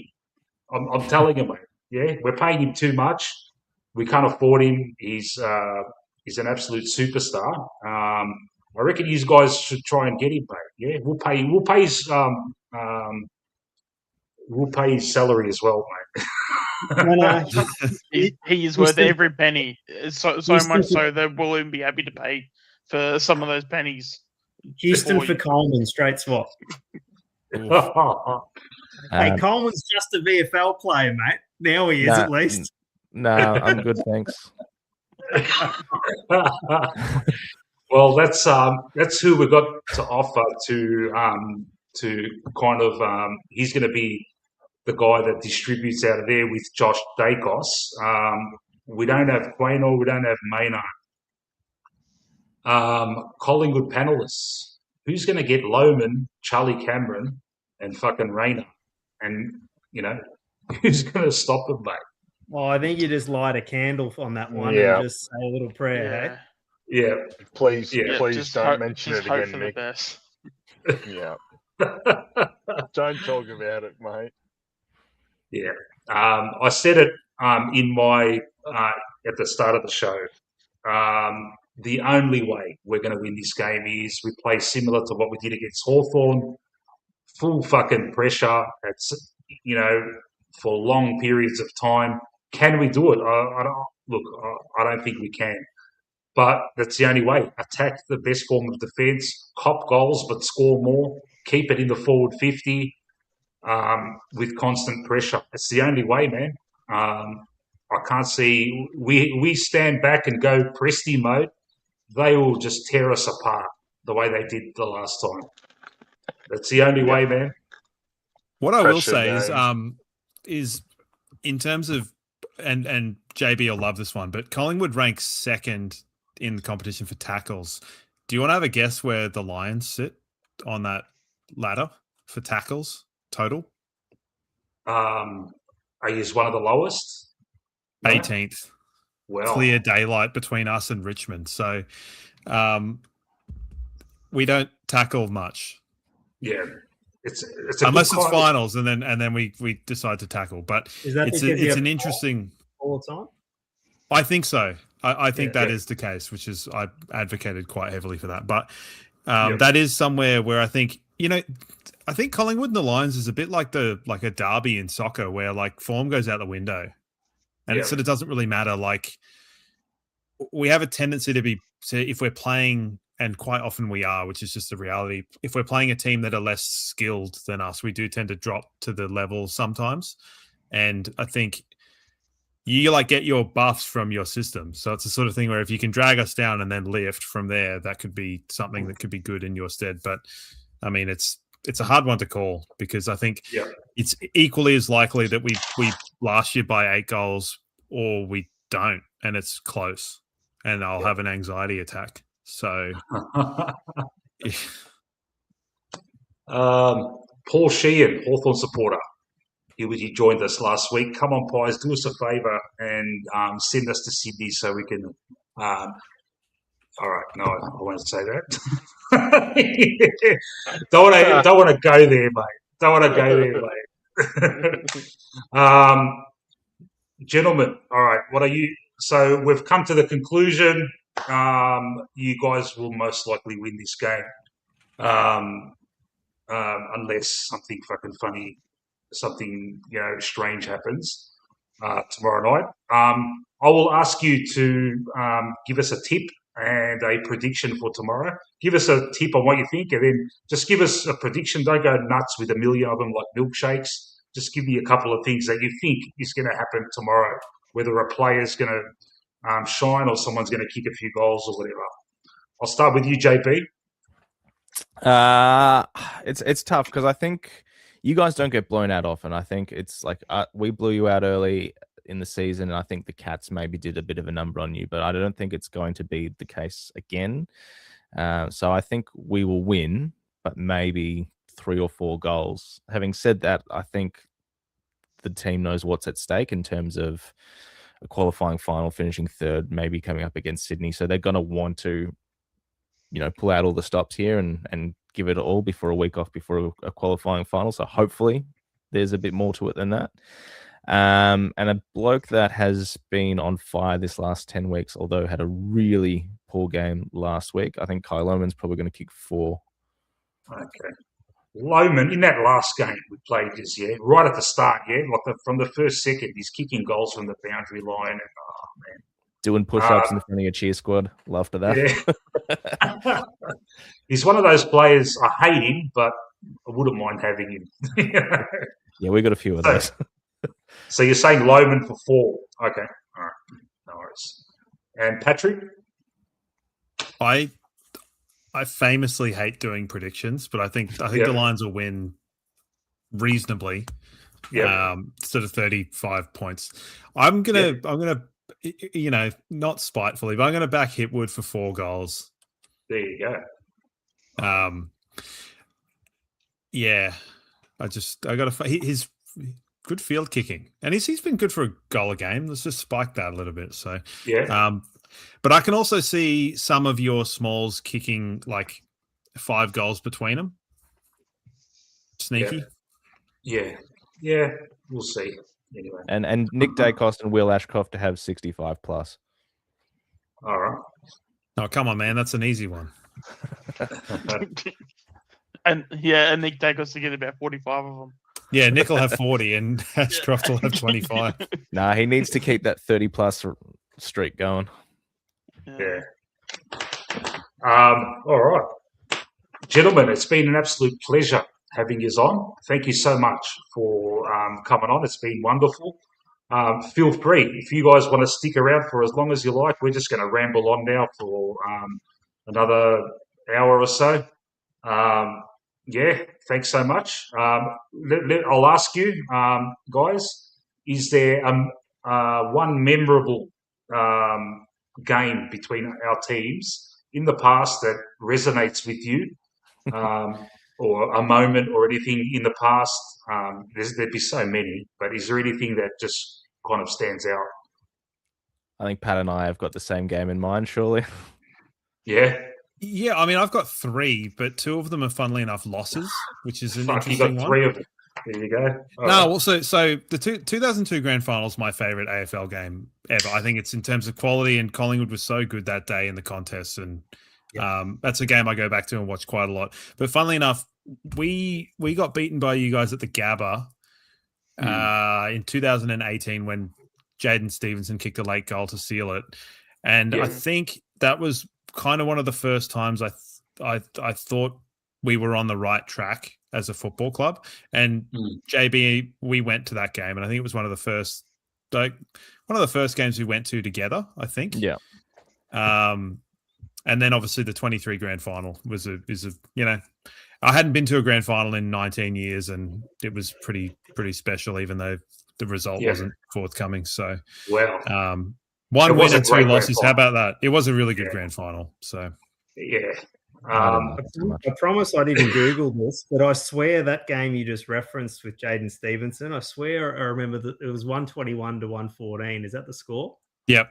Yeah. I don't know why I remember that, but I do. Because you went on to make a grand final that year, and I think it was just the case of, we'd been a year and a half under Chris Fagan, and we'd seen a lot of changes, and we'd seen a lot of things we'd liked, and that was when we started sort of pushing teams. People talk about when losing hurts when you're a team low down the ladder, and I think that's sort of when it started to happen. We had 2 games against you guys that year, I think, that you lost by a kick both times, and it was, I think, from memory, because everyone was expecting an easy game, but that's when you were closing the gap that year. We lost a lot of games by under 20 points that year. I think 5 or 6. But that's a special moment because I was watching footy with my buddy as well, so it's good. Yeah. I rewatched the 2002 Granny all the time, even though we lost, because I was very, very proud of us that day for even getting that close. I'm just going to interject, okay, on the topic of memorable games between our teams. Now, 2002, the start of that season, not many people were kind of like saying anything about Collingwood, but we started the season off well. And during the season, we played a game at the Gabba, and I distinctly remember watching the footy show on the Thursday night before the game, and Sammy Newman went up and he looked at the camera and said, "Tomorrow night, Brisbane will give Collingwood the mother of all hidings." And we went on to win by 3 points. Does anyone remember that game? I think That you're was- right. I think it might have been at Colonial Stadium though. Oh, I'm just going to all check right. that though. But I do recall, and that was very much a flag planted early on in the year because you had a pretty no-name backline, I think, in that Yeah. season. Yeah, Jimmy Um, Clement, and that's it. Yeah, Wakeland. Oh. Yeah, that win, it was just a great inspirational win. It just made us all kind of, wow, we're actually okay here.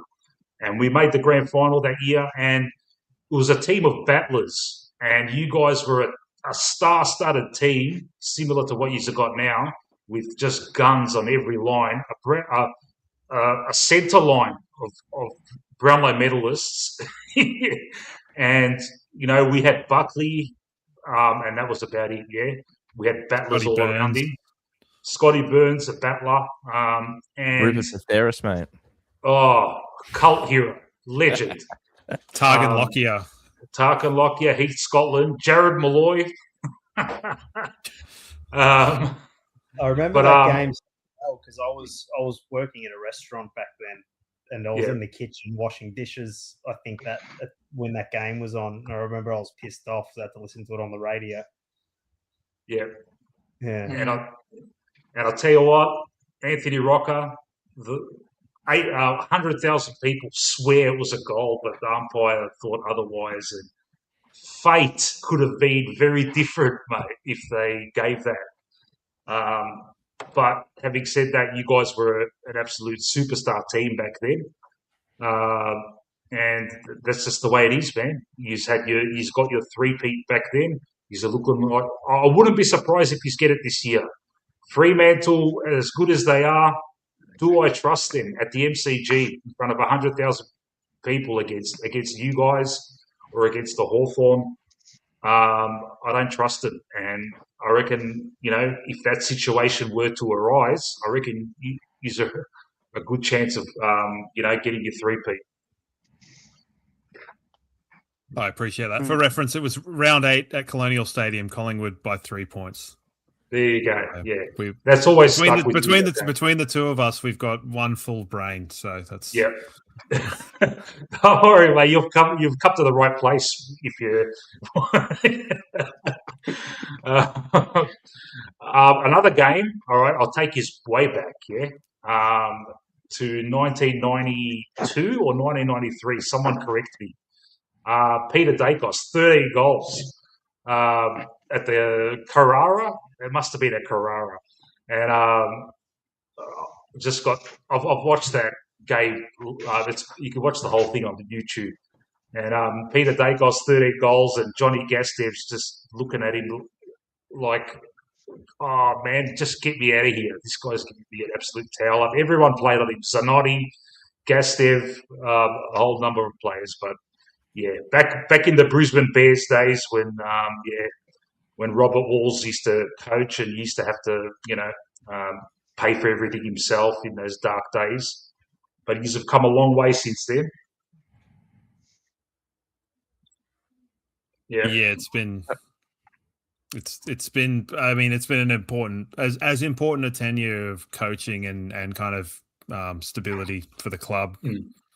Yeah, for the better part of 10 years now. So I didn't think that I would see, much like how JB said earlier on about Gary Ablett and Nick, I didn't think I'd see a coach as impactful for the Lions as Lee Matthews, and I think Fagan's done more in terms of rebuilding the club than Lee. It's such a hard thing to call, really hard. Lee Matthews is a hard one for us Collingwood supporters because he famously broke our drought, coaching us to the night. Yeah, coaching us to 1990, and then kind of like went to Brisbane and then won 2 grand finals against us. So it's like we kind of want to say, he's ours, but he won 3 flags with you guys. So, he's as much yours as he's ours, but we still love him.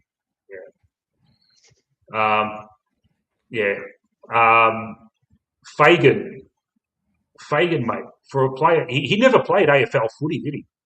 No, but there's some pretty funny clips of him playing Tassie Footy League in some pretty big brawls. So everyone that says that he's just a nice little cozy grandfather, like, Mm. You know, he was getting amongst it at about 4'3". Yeah. You know, and so Yeah. What else can we say about former from the past, Brisbane and Collingwood? Yeah. So, funnily enough, in 1996, Craig McRae gave me a pair of his socks. Okay. But I don't have many more, so that's yeah. I had that, so that was fun. So Craig McRae. You couldn't wear McRae's shoes, but you could wear his socks. It's funny with Craig McRae. It's funny how coaches end up being coaches. Yeah, he was really just a forward pocket goal sneak, wasn't he? And he wasn't. I wouldn't say he was like sensational, but he was in a star-studded team. He used to roll through the midfield. Yeah. He rolled through the midfield in the late Bears era, and then I think that gave him good standards to go into the forward pocket. He's a funny one because it's sort of, you know how you have like players will swap teams, and this will dead set happen next year, and you go, that's where he belongs. Like, you know, Lachie Neale will look like a Collingwood player next year. He'll fit in. Craig McRae, he looks like a Collingwood coach. Okay. So much so that to me, he's hardly recognizable as the player that he was, you know, growing up and watching him. It's very interesting how that does happen when you have, Hodgie always looked a bit weird in the Brisbane shirt. Yeah. So it didn't quite stick. But I think Craig McRae really, he's got a style and, you know, it suits him. I struggle with him a little bit, but, you know, that's all right. With McRae?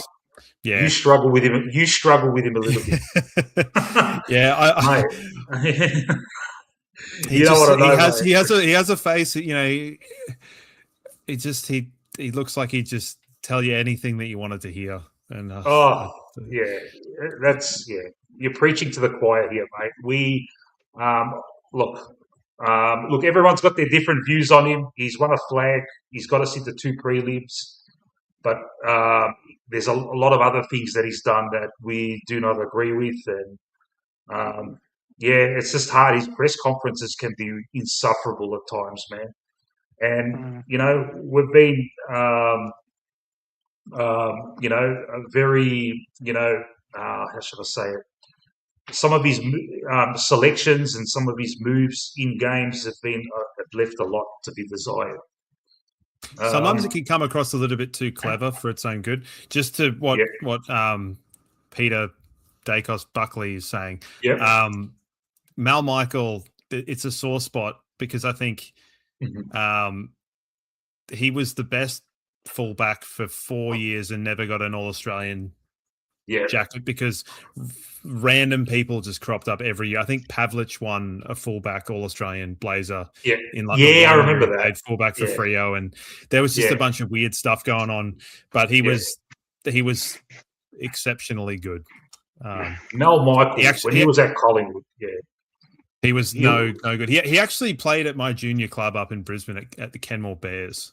So that was him coming back to the Lions was quite interesting because, you know, he was a bit of an alumni, like, you know, one of about 4 clubs in Brisbane. So I remember him at Collingwood. He was skinny, and we got rid of him. And like when we got rid of him, look, if anyone says here, I knew he was going to be a gun, I don't know, man.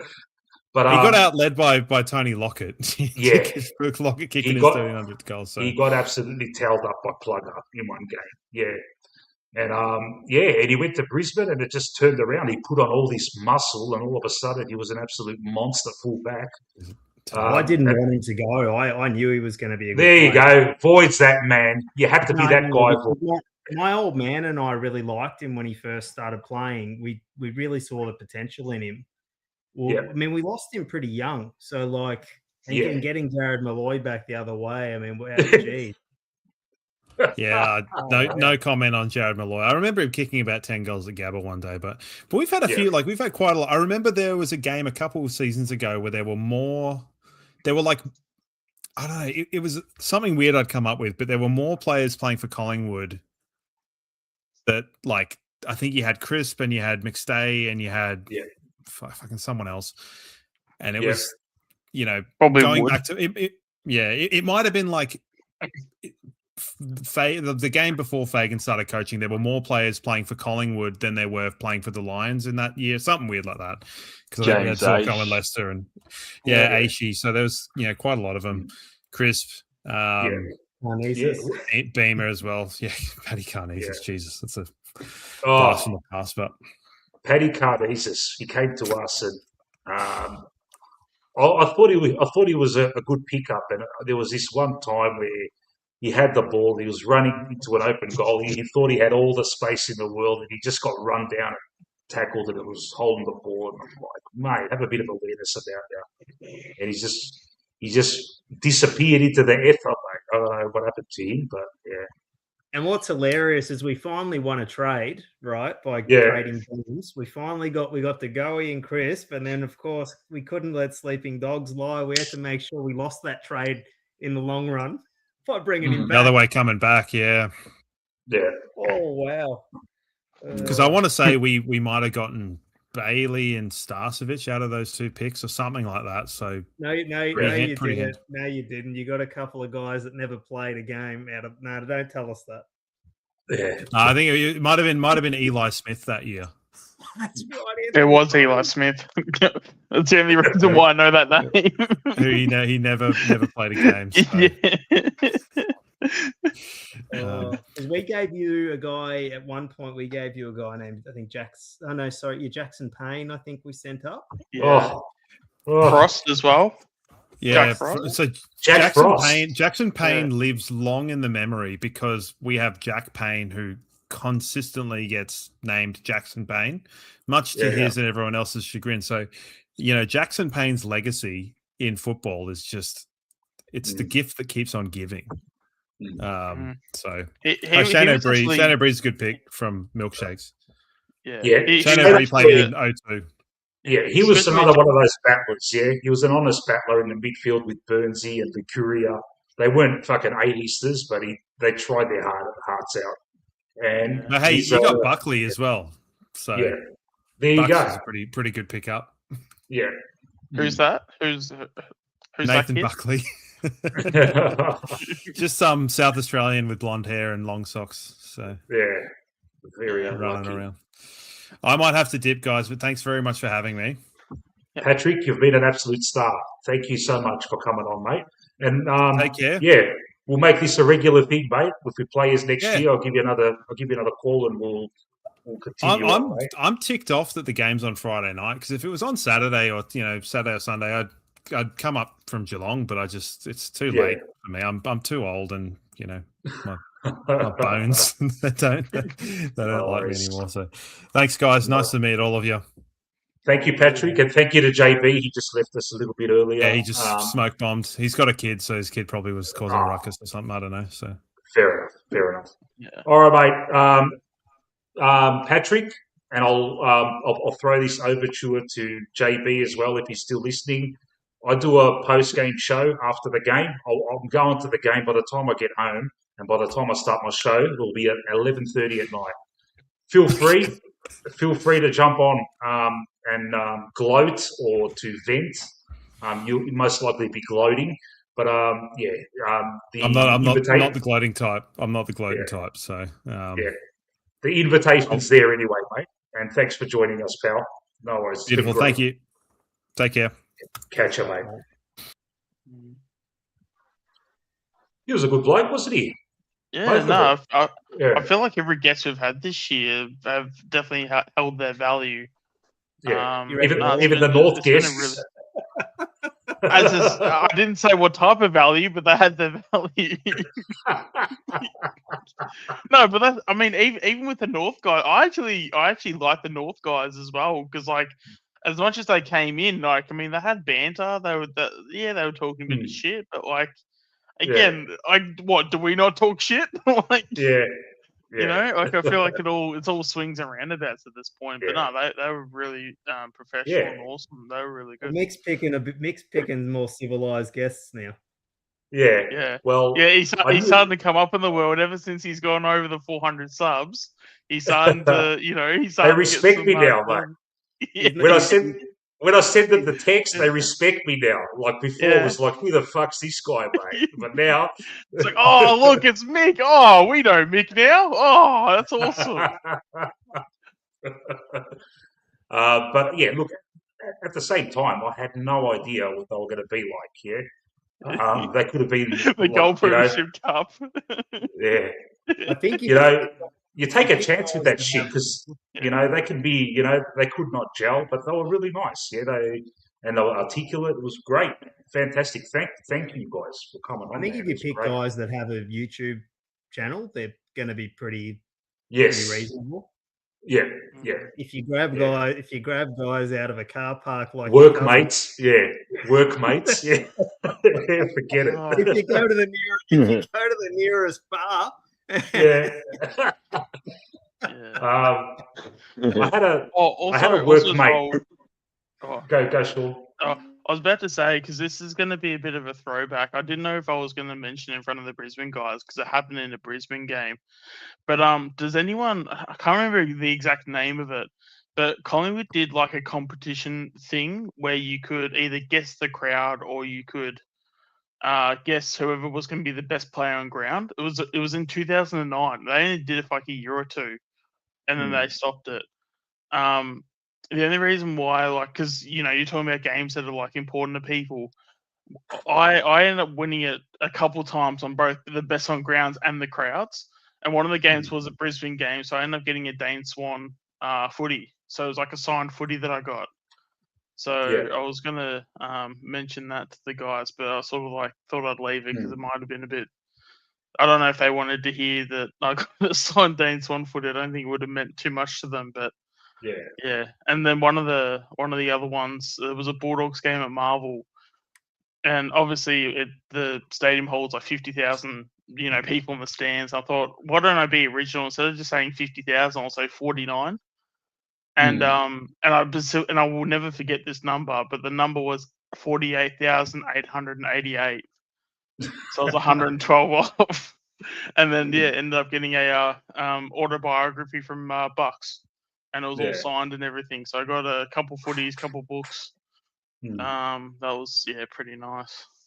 Yeah. But it was on the Collingwood app. It wasn't the app, but it was like basically you could like text in on your phone and stuff. I don't know if someone can back me up in the chat, but it definitely existed.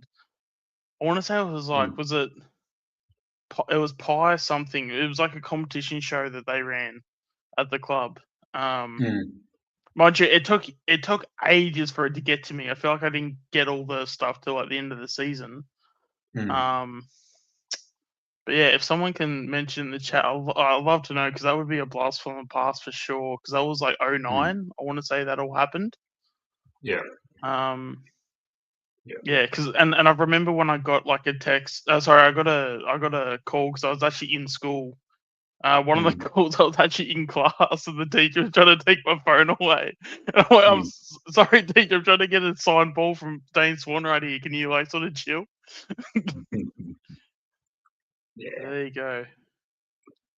Yeah, so before, when they come on, you don't really know what they're like. So I wanted to go fucking nuts and say shit like, you only got your fucking premierships because the AFL looks after you with fucking this and that. But I didn't go down that road because I thought, you know what, they're nice guys. I'm not going to start a fight here, Nah. Don't go down that road. I still fully believe that we created that Brisbane monster. But anyway. Yeah. I'm just going to refill the coffee and refresh a new packet of this. Show is brought to you by Manchester Lights, which I can't fucking do on the green screen. They fell off the back of a truck. Yeah. I've got a sponsor, mate. Manchester Lights. There you go, mate. All right, I'll be back in 1 second, guys. I love how it just green screened out of it, though. I know. I thought he was showing us how great his hand lotion's working. Yeah. Oh man.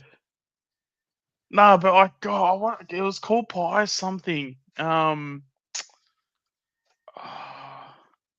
want to say pie sauce, but that doesn't feel right. It was like I want to say, was it a part of the website or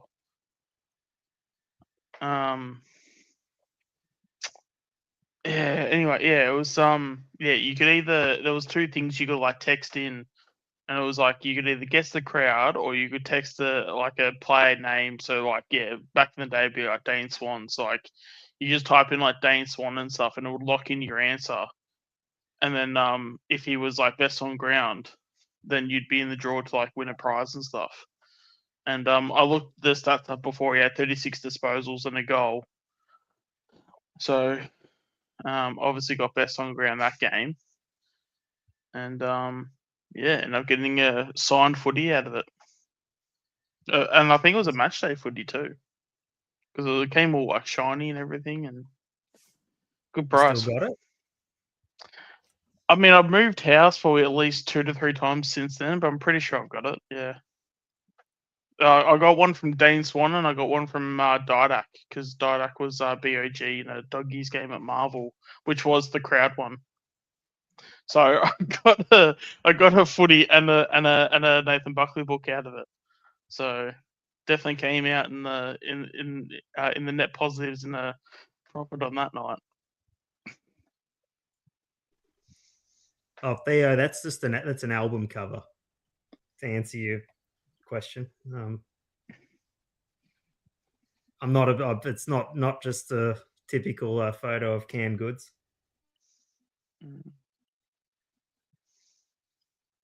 Yeah.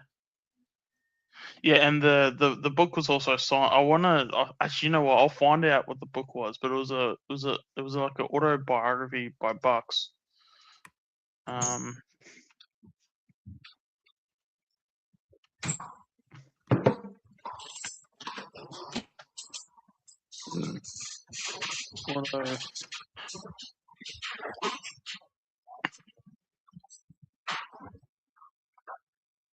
Yeah, I want to say, yeah, it's the All I Can Be, I think it's called. At least the cover looks familiar. Did you read it, Sean? Absolutely fucking not. Probably should have actually. It would have been a lot of sex, drugs, and rock and roll, right? I mean, I'd have no idea. I'm just fucking with you. This is Bucks. So it wouldn't be too exciting.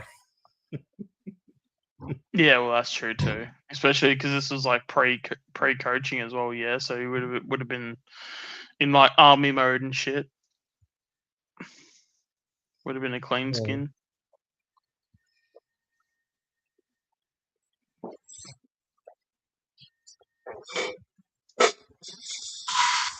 Yeah, All I Can Be sounds like it is. I mean, the front cover rings a bell.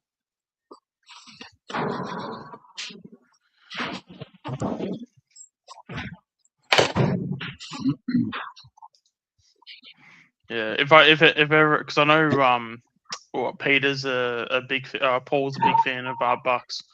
If I ever see it lying around, I might actually just give it to him, because I'm not gonna have a use for it. Yeah, I got a Bucks footy card once, and they had like a rare thing where the players hand signed a couple of cards, and they chucked them in random packs. And I remember I was really lucky that I got one that was signed in gold pen. So I did treasure that one. That was in '94. So that was like his first. Yeah, it would have been his first year. Yes. Yeah. I think he came before. Yeah. I've got a 2019 Scott Pennebury wild card. I think it was 2019. It was whenever Mackay got the Coleman. That was the year. Because I've also got the Ben Mackay. No, not Ben Mackay. Fuck me. Harry Mackay Coleman. Mate, footy cards, man. I used to collect them from young when they used to, get them from the milk bar with chewing gum. Yeah, Yeah, I like the They used steamer to- roll ones. yeah. And they used to. Then he used to put them on your bike, attach it to your bike with fucking pegs to make your bike sound like a motor bike. You know. Yeah, 100%. Oh, Yeah. No, because there was at one point where like I had this like because I had a family member who's like now passed, but and yeah, basically ended up getting some interest in like just collecting cars because that's what he used to do. Because basically he was like my grandpa, so he's now no longer here anymore. But I just sort of had this thing just to remind me of him in a sense, and yeah, end up putting some decent coin on the boxes themselves, because I'm just like, yeah, no, fuck it, let's just like throw a couple $100, let's get a couple of boxes and let's just see what happens. And yeah, I also got a 5 wild card as well. So like the really rare, like what the cards you can get, I got one of 5 and I got one of Pendlebury, and I also got a Harry Mackay Coleman card as well too. are they still a thing? Cards for the Yeah. kids these Oh days? yeah. Yeah. Well. Yeah, I mean, you don't hear much about them actually, to be fair. But Yeah. I feel like every time I go into a news agencies, they're always there every year. Bet you now they have bloody QR codes or something on them, for like something that you can scan. I mean, there's always like box openings. You know, actually, I'll think about it. Maybe I'll see, depending on how the interest is. If we get enough views in the videos, maybe I might start opening up boxes and stuff. Maybe if I open up a box every like weekend or something, or maybe not every weekend, because boxes are pretty expensive. Because they're about, I want to say they're about $150 a box.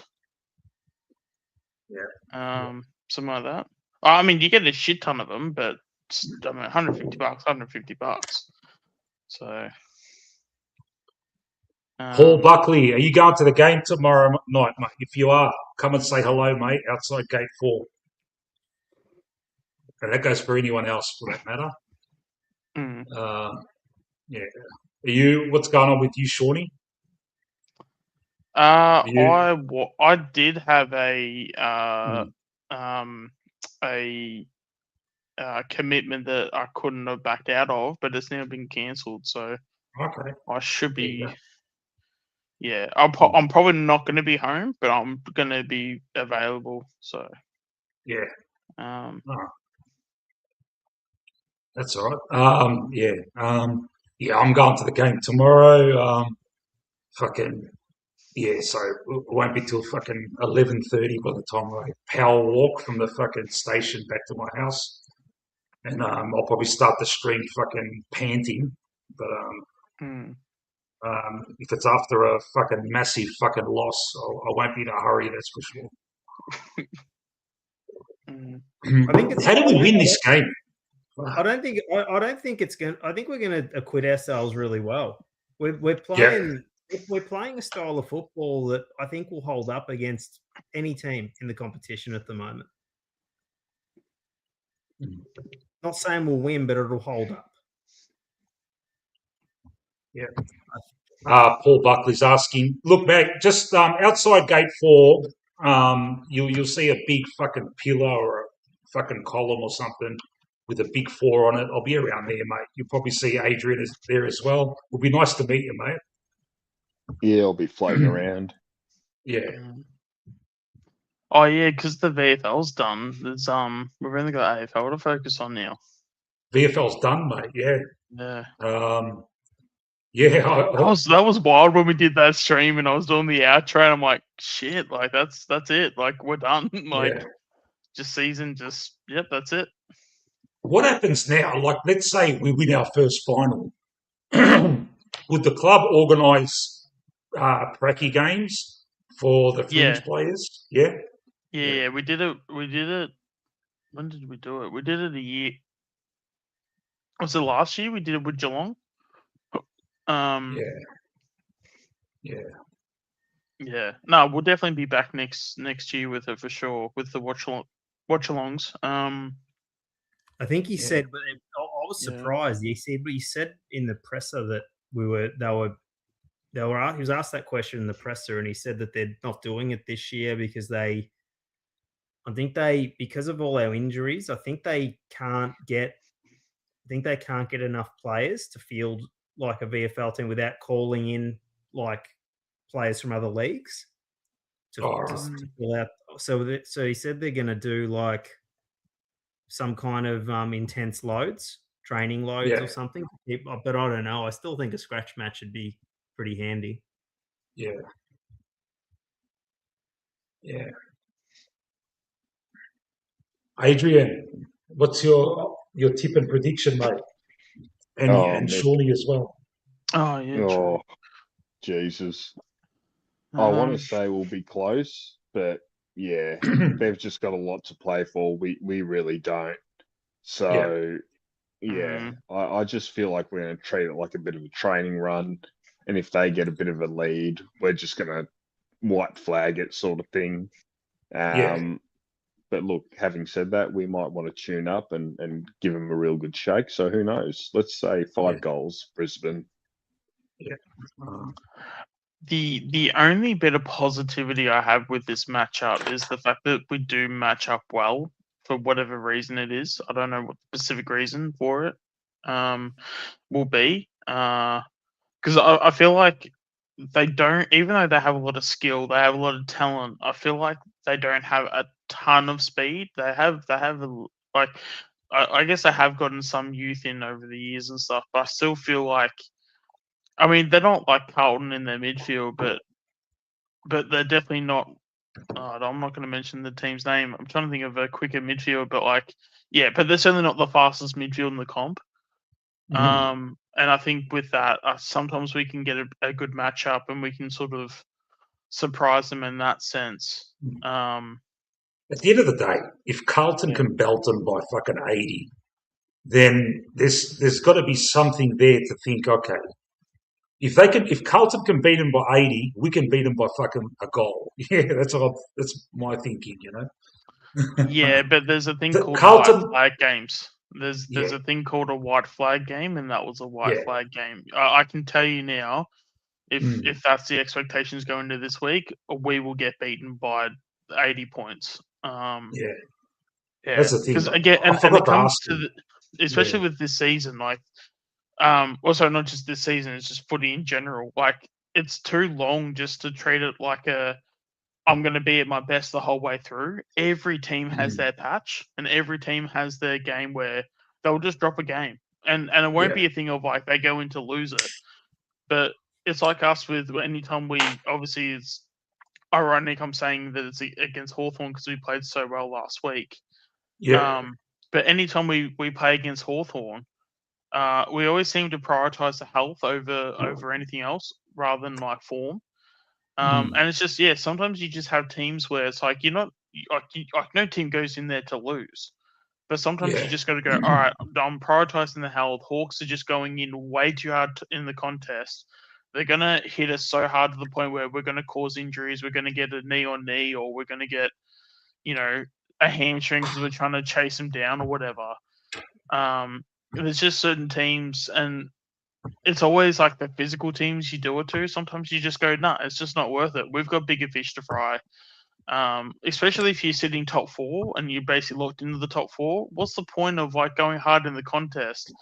And as I said, doing a knee or doing a hamstring or doing any form of injury when you've already got top 4 locked up and all this stuff. Like it's not saying that we do have top 4 locked up, of course, but it's just that, again, like we've done it in the past where we've made top 4 and it's a legitimate way to go about it where if you've got everything sewn up, like play the health card, like go like prioritize your health because at the end of the day, like you'd rather have your health going into finals than having 3 or 4 guys not play because they're either too sore because they're banged up from a contest that didn't mean anything, or they're out injured because they've just done what I've just said before. So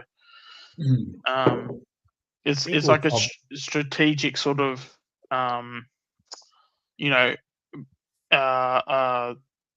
tank, but it's not a tank, if that makes any sense. You know, Yeah. I feel like clubs can afford to tank if it's, you know, if you're in top 4 and you're tanking, that's completely fine because you've earned the right to tank. It's when you're tanking and you're in the bottom 2, that's when it's an issue. I think if we can help it, we'd want to, like, what we've got to gain is basically staying in Melbourne for the rest of the final series if we beat them. Yeah. Because like if we drop it, then we're, in addition to playing 5 games in a row, like the air travel, everything else is going to be pretty taxing. So I think we'd need any tiny advantage we can get. And I think considering we've got a few guys to come back, like I don't mind the position we're in terms of like health wise. I think we've either got some young guys who are pretty fresh because they've only just come in the last sort of 6-7 weeks, so they haven't played a full season in the AFL. So between that and the senior players who have been on the sidelines, I actually don't think we're going in too wounded or anything like that. I think the Bulldogs went in, like without that 1 week's rest, like the Bulldogs in 2016. Now they were on one leg. That little 1 week thing helped them out massively. Yeah. But I don't know. I feel sort of positive the second half of this year. So, whereas first half of the year that wasn't that excited to watch the football. Nah. Loving the that first half of the year, we had the most inanimate forward line. Remember how it was? Mate, we were getting nothing out of there. Yeah, I remember doing a thumbnail with Buller, McStay, and Membry, and saying, give us a goal or some shit like that. Since that Melbourne game, something clicked, mate. Yeah, and but it's not like it's clicked where we're fucking kicking ass. It's clicked in a positive way, but there's still fucking a lot of shit, man. Well, I think if you've won 7 out of 8, that's pretty good. Like that's probably one of the better streaks outside of Fremantle. Yeah. Well, is that our latest form? We've won 7 out of our last 8 games. Right. The only one we've lost since King's birthday. The only game we've lost, I think, since I think we played the Bulldogs after King's birthday. Since that game, we've only lost to Geelong. And Drew to Hawthorn. Yeah, there you go. And Drew, yeah. There you go. We're firing, mate. We're going to win the flag. Come on, guys. Come on, let's get the fucking ball rolling, mate. We're going to win the flag. Everything's positive, mate. Like, just everything's up from here. What in the hell can go wrong? Yeah, we're all just hanging out for that first final now, aren't we? Yeah. Oh, man. But that's the thing, though. What happened? Because, I mean, in all seriousness, what was to happen if we were to play a wild card? And because, like, we don't get a week off, and I know from a buyer's perspective, and yes, of course, like first week of finals, every team's going to be ready to play, right? But I don't know. There's something about it where, given that certain teams are going to have a week off, and we're going to play a elimination final, having the continuity, I wonder if that week off for certain teams, if that's going to give them like a disadvantage. Because again, in the mid-year, and again, obviously context will be different because the season won't be on the line in mid-year. But whenever teams come off a bye, I don't know if the track record still sticks, but it used to be to the point where, like, if you were to have a bye, every team that came off a bye always lost. Or, like, not always lost, but, like, it was a higher percentage chance you would lose, like, the next week. Because it fucks up your momentum, Yeah. So I'm wondering, given that we're playing the wild card, and again, I hate the fact that I have to use this because it just feels like just the biggest excuse of all time. But, like, would we have an advantage in that sense? Yeah, but no, we could, mate. Yeah. I mean, at the end of the day, we're still playing football. We're still alive. Yeah. But yeah, it's Our best. Is there a scenario where everyone's just saying, yeah, Sydney's going to fucking capitulate because of all this shit, yeah? And it's probably true, mate. They got Heaney, Lizard, and fucking who's the other one? They're all guns that are going to miss out now because of this shit that's happened. Is there a world where Sydney lose and we play them if we win the wild card? That would be fucking grand. If that go up to Sydney against the Sydney team that's fucking not thinking about football, and then fucking end up in a prelim. Yeah, play him in a semi or something. Yeah. You never know. I think it'll depend if we win this week. I think if we win this week, we won't be playing outside of Melbourne. Yeah. But I think if we lose, then we might have to go up and play Sydney in a probably in what we'd have to win two games to get to them. I think. Oh, okay. Yeah. I think. Because I think because then week 2 we'll have to play like 5th or 6th currently, and then I think if you win that, then you play the loser of the. Oh, maybe I'm getting it all mixed up. I think it's convoluted now that they've done this. That's the ladder anyway. To give you some context, I bet you know what's going to fucking happen, man. Fucking Carlton, they're going to get kissed on the dick. Yeah, they'll fucking end up playing, fucking Bulldogs or St Kilda in their first game. They'll win that, then they end up playing fucking Sydney, who are going to be a rabble, and we're going to watch all this shit, mate. Mm-hmm. Also, the other thing, just as a bit of a side sort of discussion and stuff, especially with Fly, I'm starting to get the impression now that Fly is just trying to suck up to the AFL. Like we spoke about it in Lucas's stream earlier today, and I can't remember what he said that just sort of like sparked the idea, but basically all I'll just say is this: is that if we don't get an easy draw next season, then like Fly needs to not say a positive word about the AFL ever again, because unless if you're getting something out of it, he should not be glazing the AFL like he is. Like the fact that we did our changes and we didn't rest anyone. I've just got this like just terrible feeling that he did that just off the back of the AFL saying to not do it, to where he was just complying with what was happening with the AFL. If we're not getting a good draw next season where we get at least like a say 2, maybe 3 bottom 6 teams, I'd be telling the AFL to go fuck themselves every week, because at that point, like, what can you really do? Because they give us hard draws week after week, season after season, but yet they give Geelong, easy teams. They give, even though Carlton have never really been up there, but even they seem to get pretty easy teams most years. And in saying that, I would probably rather a hard draw, just because it's like going into finals. If you do have somewhat of a hard run, at least you know where you're at. But it's just so annoying, because given even like Geelong, the fact that the run home that they've had is a bit different with Geelong, because they are such an experienced side. It doesn't necessarily matter who they play, because they can just they've got so much experience, it just doesn't matter. But it's more better for them to get the easy run home, because they've got all these older guys. So physically, they're not going to be, physically tired. So the mental and emotional part of it, they can then recover in that sense. Again, it's just like, it's so funny how it's like we always keep getting told how much the AFL look after us. But it's like, at least we've given back to the AFL. At least we've like, there's a reason why we're literally basically the biggest club in the competition. And it's like to not see any advantages out of that through the AFL, because they sure as hell give it to other clubs. So if we go into next season and we've still got playing Geelong twice, Brisbane twice, Hawthorn twice, probably Melbourne are going to be up there, so if we get them twice.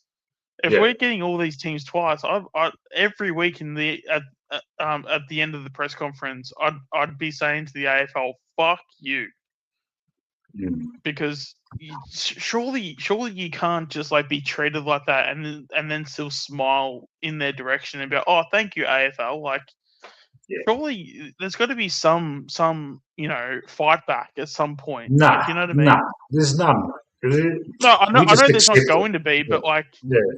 It's so frustrating. It's like, at least if you're going to kiss us, at least get something out of it.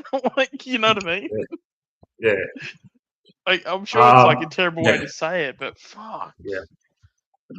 We are joined on the panel by Paul, and on the promise that he's all over the scenarios.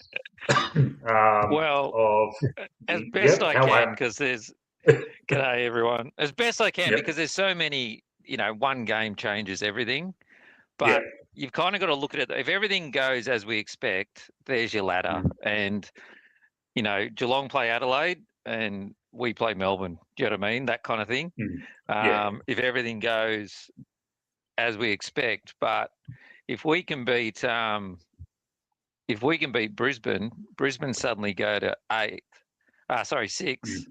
Hawthorn slides up, and everything changes. So, and then it comes down to, you got to remember, if Adelaide lose that final, that changes us, because we become 7th, and Carlton or the Bulldogs, who play Adelaide, become 8th. Does that make sense? Because it's not the winner out of the wild card doesn't necessarily play Melbourne or Geelong. It's the highest winner. Yeah. Oh, okay. Yeah, I got you. So if Adelaide win, as they're the highest winner, they play Geelong. But if Adelaide lose, we become the highest winner, Geelong. Yeah. So everything sort of changes. But yes, if we beat Brisbane and everything else goes as expected, if we're the one upset, then Brisbane basically will drop right down. Hawthorn will slide up, and then we stay where we are. Geelong will slide up as well, so we'll end up playing Geelong in the first final, and Adelaide would end up playing Brisbane. Yeah. So we'll play Geelong, and then the loser, the winner of that game, would play the loser out of Freo Melbourne. To then play the winner in the prelim out of Hawthorn Sydney. That's it. Yeah. You there, Paul? Pretty much, I think you'll see that's the ladder there. It all comes down, obviously Hawthorn smash West Coast and we push Brisbane, things can change. But theoretically, we're playing Melbourne. We're playing Melbourne to play the loser out of Freo and Hawthorn. Yeah. There you go. To then potentially have to go to Brisbane if Brisbane do Sydney. What we really want is Sydney somehow get over Brisbane, and then it could be Melbourne into Hawthorn, potentially Sydney and Sydney to go into the grand final. Yeah. You never know. You don't know what's going on with the Sydney group. It could galvanise them, mate. Us against the world kind of thing. I doubt it, but you never know, mate. Nah, they were suspect even with their good players. Yeah, they were. Yeah. I never trusted them, like as a team. Yeah, they always. Yeah, I reckon I don't think they're like us. They don't think they can just chuck in some sort of young guys that haven't played and still kind of play a system. I think those guys, they really, really can't win without them. Yeah. Well, they're key players, aren't they? They're like theoretically, you've got your key running defender, you've got one of your best running midfields, and you've got Heaney as your best forward. Is Warner one of them too? Is it Warner? No. Wow. Yeah. Warner, Lizard, and fucking Heaney. That's their fucking 3 best players, arguably. Fuck me. James Jordan and if you lose Lizard, Bryce is your other halfback, kicking halfbacker, and they've lost him too. So. Oh, he's one of them too. Fuck. Ah, shit, man. Yeah, mate. Imagine that. Like, these guys are in the prime of their careers too, and they could never play again. potentially. You know, I think they'll He's also play. 30 though. They'll When I play. heard that, I was actually surprised. They yeah, just won't but play. they're A few they're won't play all for Sydney, I don't think. yeah. Like it depends what happens with with this case, yeah. But if this case goes pear shaped for him, because no one really knows exactly what happened. It's all people just saying, yeah, this and that. We don't know. But if it goes bad for them, they'll never play again, mate. And they're in the prime of of It's also their the flow on. Like you don't know which players are pissed off at their teammates, and they might want out of the club as well. So there could be sort of lots of repercussions beyond just those 5 guys not playing. Yeah, that's why I think they'll move those players on to keep the rest. Is probably what they'll probably look at doing. But it's going to be hard because it puts a lot of pressure on the coach, things like that. Yeah, I'd be keen to know like the trade value they would have. Would they be shipped out for like 3rd round picks or something? Or I mean, I'm sure some of them might. Yeah, it's a massive decision because it's not just it's the like you're talking sponsorship and all that kind of stuff too. These teams have AFLW teams and things like that. So there's decisions got to be made if you want to, how strong your brand is and stuff like that. Is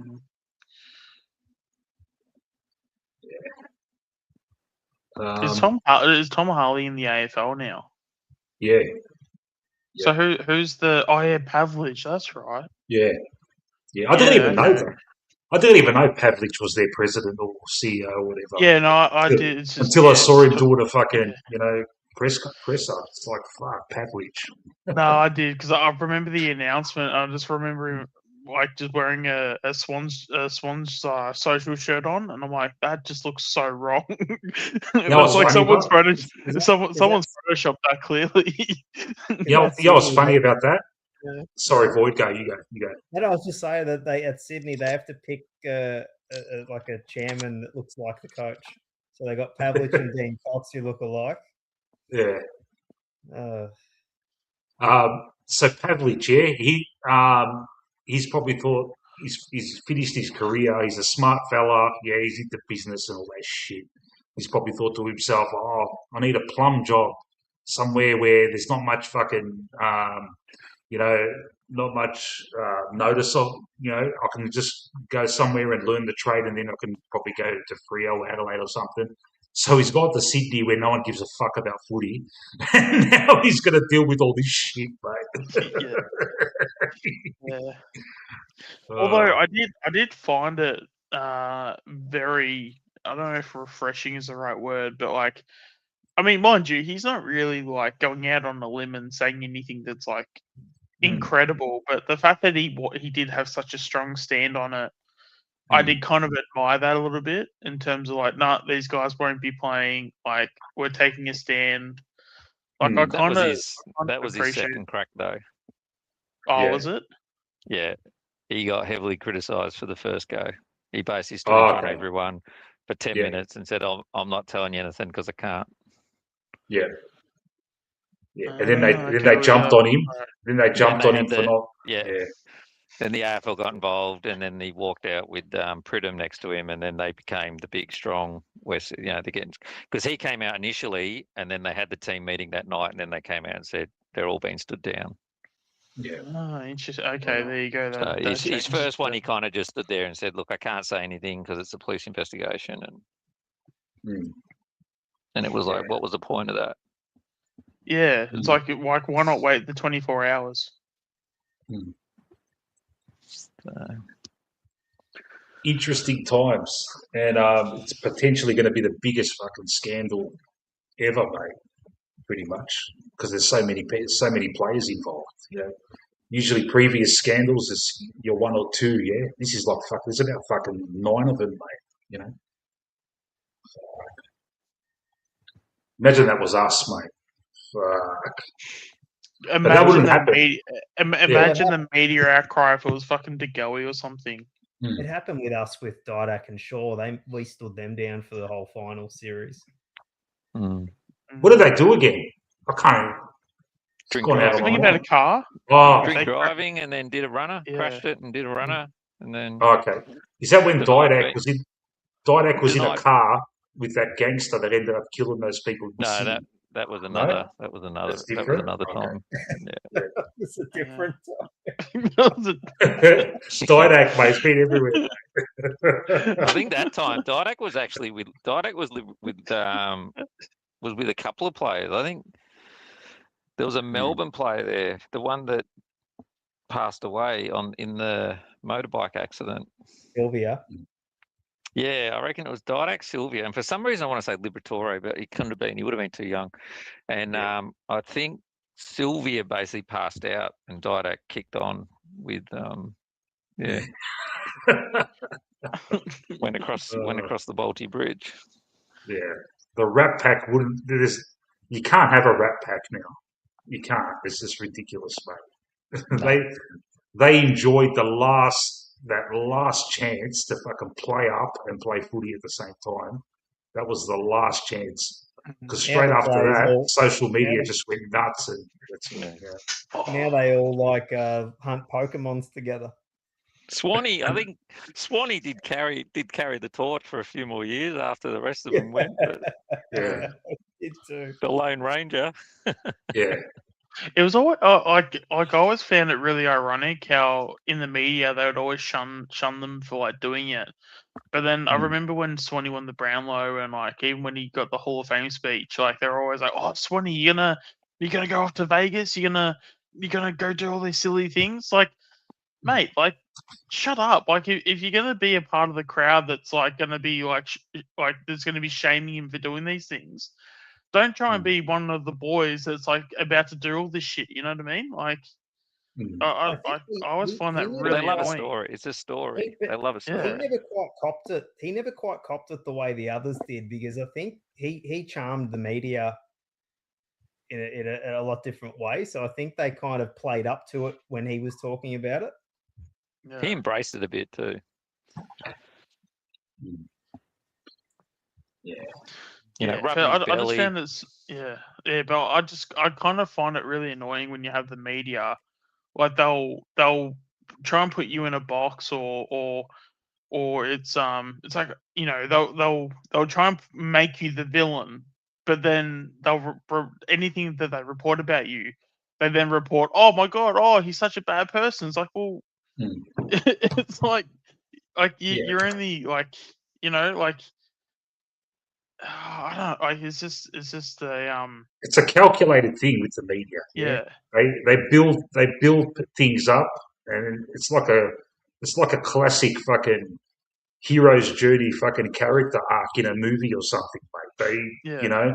They build them up, and then they bring them down, and then they make a resurgence, and the media are there at every step to fucking capitalize, through clicks at each fucking step of the way, mate, Oh, the redemption story of whoever, he's learned from his mistakes, and look at him now, But before that, it was like, the pile on, So what are you thinking of the game, Paul? We haven't heard your thoughts on the. Yeah, give us your tip, Paul. Oh look, my heart says Collingwood, but my head says Brisbane have got too much to play for. But I'll go with my heart and say Pies by 7. Yep. I actually think, like, I was talking to my dad, and he really liked the Adelaide game, but I actually think that I thought us playing Hawthorn the first time last year was the best game we played all year, and I actually think last week was the best game. Like, everyone's bagging Fly for getting so. I don't think he was actually celebrating the draw. I think Fly saw the best system performance from that team he has seen all year, and realised that it had clicked and it was working. Yeah. I agree that the selection is getting important, but the only thing at the moment that held us back against Hawthorn were two things. One, we didn't take advantage. Like in the first game we played Hawthorn, we were lucky to be in it. This time they were lucky to be in it. We should have put them to bed at half time. The only thing that did not work for us was our own kicking, and it was Hayes and McCreery in the end of that second quarter. they could And have shut Rowan the game Steele, down. yeah, they had shots. Sorry, on the Rowan run. Steele, not Hayes. Yeah, Rowan Steele. Sorry. Yeah. And McCreary, the game could have been over. And the only thing that at the moment now, that the only way we can improve is just selections. There's nothing to fix really. I think the system's working. The players know it. Everything's in place. Howe for Howes. Potentially, if Perryman comes back, maybe he replaces Houston. Maynard replaces, maybe Pendlebury or Sidey, but it's just really a player here and a player there. The system is actually clicked. I think that's why he got so excited. The system clicked, and it's clicked at the exact right time. When you say system, do you mean just like the way they're that, playing? Yeah, like that pressure, the forward pressure. The run. Okay. We were hitting. Even the back line looked like that. Like, don't get me wrong, we went to sleep for that first half of the third quarter. But we even I reckon if McStay had been on the ground for the second half of the third quarter, we probably would have kicked a couple of more goals. We were right. We got right back on top of him, but we had when he came off for the blood rule. He split his head out. He was off for 15 minutes. I didn't realise till I watched the replay. He was off for 15 minutes. End of that third quarter, and we got right back on top of him. We just couldn't score again, and then obviously we got close. But I reckon we would have gone in a couple of goals up again at 3/4 time. But I just thought that's the best I've seen us play this year. That game. Yeah, you know what's ironic? 2 of our best performances, we didn't get the 4 points, and the majority Sydney? of Sydney and this game, both games we didn't get the 4 points, and both games there was a bunch of kids fucking running around, and we looked fast, and that's it's actually a good thing. It's I'm just a bit concerned with the inclusion of Sidey, and how he plays Sidey. He plays him in the back line, Yeah, I agree. And so he's going to be running around trying to pick up fucking Charlie Cameron or someone like that. I'm a bit worried there. I think we can beat. I think we can even, potentially beat Geelong and Melbourne if we take our opportunities with Sidey and Pendles. I don't think we can beat Brisbane and stuff like that with both Pendlebury and Sidebottom in the team. But we'll see. We'll see. But they're in. You just got to accept it and then just hope. He's got a role for them that's better than who's not playing top team. Yeah. That was one of the great positives about last week. One of the positives of it was we absorbed 2 momentum swings and came back and should have won. That's before the Melbourne game. I don't think with that the way we were playing, there's no way that that Hawthorn would have just come back and just fucking pulled them. But something we were able to get that pressure game straight back up to how it was, and I was pleasantly surprised because, as I've said, mate, in the past, I'm the worst, mate. I give up, mate. Once, mate, I'm like, we're gone. Fuck this. And I shouldn't be like that with all those fucking comeback wins, in the premiership year and before that. I shouldn't be like that, but we've lost that aura now. So it's kind of like when we go down, I'm like, fuck this, we're gone, mate. But it was good to see them contradict my fucking expectations, mate. I do agree, though. Like just on gut feel as well. Like that's the best. That's far and away the best performance of the year last week. Yeah, and if we bring that every week, we're not going to have too many draws. Yeah, and that was the other thing too. That's what I thought. If we play like that, 4 out of 5 games, I think we're going to win. If we, and I'm sorry, if we play like that and we get Maynard, Perryman, who's the other one who's out? There's 3 main ones: Maynard, Perryman. You got Lipper and who's the other one? Q. How was the other? Sorry, How was the other one who's come in? Yeah. Okay. How add How, Perryman, and Maynard, and potentially Lipper, but and we play like that. I reckon 4 out of 5 times we win the game. and we've got 5 more games. So it's one of those things where you go, well, on our day now, like Hawthorn had a lot to play for, and they, we've got players to come back to that team, and they've got no one to come back. So they're not improving on that team, and they had something to play for, like everyone, and they were lucky to be in it. So I think that's why Fly got so excited. We all went in that game nervous as shit, thinking we're going to get pumped, and then we bagged the bloke because he was happy because we should have won it by a couple of goals. You know what I mean? That's why I didn't have an issue with it. He saw the next 5 weeks. He wasn't celebrating that game. He was celebrating what he thinks this team can do going forward. And he could be wrong, but who knows? Yeah. And as it is on Magpie Army Chronicles, as you can see, Paul doesn't have a problem with Fly's reaction at the end of the game, but we respect that. Come at me. No.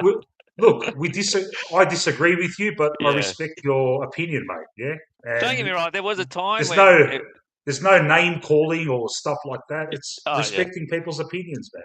Mate, there was a time it would have shitted me. And if Buckley had done it, I would have gone, what the fuck's happened to this guy? But I don't know. I sometimes think, who cares? Do you know what I mean? It doesn't affect us. The players love it. And this is the thing that, mate, the kids, the new wave, they love that shit. They love it. It's a different generation now, man. It's totally different. They love you hang out with these young kids now. Yeah. The old, mate, these days, you work harder out of fear of getting into trouble. These days, if you tell them that they're doing a good job, they'll work twice as hard. It used to be, if you got told you did a good job, you could ease off. So, I've still got that mentality, mate. So it's just, don't tell me I'm doing a good job, mate. You do take it for granted, though. Like because we really like our kids in the team. We just haven't had a chance to really take a step back and go fucking Howes and Puncher in that back right against Hawthorn's forward line, who are top 4.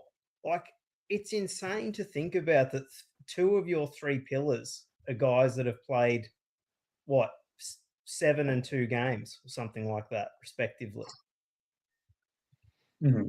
Like, standing, but and looking up to a premiership full forward for as their leader.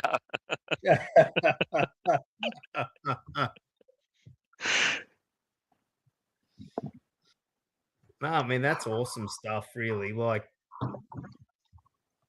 to get to I mean, because that was my biggest worry. I thought, geez, those guys, Hawthorn have some dangerous guys down there, or up there, I should say. And I was with Hawthorn. When we went through the teams with Paul Sheehan, and I'm looking at just those pillars in defence, Sicily, fucking Barras and Battle. I thought, mate, they're going to fucking destroy us. And they didn't. And that was one of the things that kind of like, I just had this feeling that they were going to belt us just because of those 3 pillars, just to, I thought they were going to take 1 million intercepts and just, destroy us. But the way we kept that ball inside 50, like there were protracted moments of fucking forward pressure where it just stayed in there and we got goals after it, we need to play like that tomorrow night, man. That's one of the guests before, I forget which one, they were saying when a player comes in, it looks like they've played for a year or 2 already. I really do think we must really do a good job of when they come in, they're really ready to go. We don't seem to have too many guys come in that look out of their depth at AFL level. I was laughing because most of them have played about 8 years in the twos before they get a game. So. That's why they're ready, because they've had a fucking long apprenticeship. He goes, "Oh, your kids look so good and mature." And I wrote in there, "Yeah, our kids are 28 though." So Yeah, I saw that. Yeah. But look at Sam Swadley. Yeah, Yeah. 7 games in, he looks ready made, almost. Yeah, you can Oh, tell yeah. he's got he's got confidence now. The sidestep that he had in the twos, we weren't seeing it in the first couple of games, but he's showed it now, and that'll only make him better, mate. He's got the confidence. Probably and mate, he racked up a 20. What did he get? 29 posies. Wow. Yeah. Pretty Squads, good, mate. Yeah. You've also got a bunch of them now who have played a fair bit of football together in the twos as well, and they're up there together, so they already know each other. Like they have to learn the other team, the rest of the team, but there's a core of them that actually know each other pretty well. Your Hayes, your Ed Allens, your Swadlings, and all that. Like they've played a bit of football together. So Anderson earlier in the year. Steele, even like they've played a bit of footy. It reminds me a little bit of the old days, like guys would sit in the reserves for a little while, and then they'd debut at like 20 or 21, and they just come straight in, and like it. Geelong sort of do it a little bit now as well, like that Polkinghorne comes in for his first couple of games, and he's already like at the level. Yeah. It's in the vault. Josh Jacobs just put something in the vault. Look, anyone want to put something in the vault? The finals are coming. You want to make any big calls? You think you got the Nostradamus gene in you? Throw him in, chuck it in the vault. Sam Swadley will win the Norm Smith. Oh, I know you're fucking around, mate. No, I'm fucking around. You've got a good. Wouldn't that be incredible to happen though? Yeah. Well, if it does happen, you didn't officially put it in the vault. I'm good. I have to bring this up. Paul and I were chatting about this like a couple of months ago. One of the first streams I jumped on, we were talking about floating a trade Dan Houston to St Kilda. The other media is saying that's where he's going to end up. Oh, I just find it really funny. Well, when I saw it, because I remember talking to you about like, and the two things that I do like is that Lyon's ego will think that he can get him, back to his ego will get the better of him and think he can get him back to the Port days. And the best thing about it is St Kilda, like, look what they did. Like, they overpay for everyone. So, look at St Kilda, man. I don't know. Did they have a chance to make the 10 before the game tonight? No. And they lost to the fucking Suns at home. When they lost to Carlton, man. I think they lost it when they lost to Carlton, pretty much. Yeah. Oh, okay. So they got no hope. Okay. So that was enough in game tonight. Okay.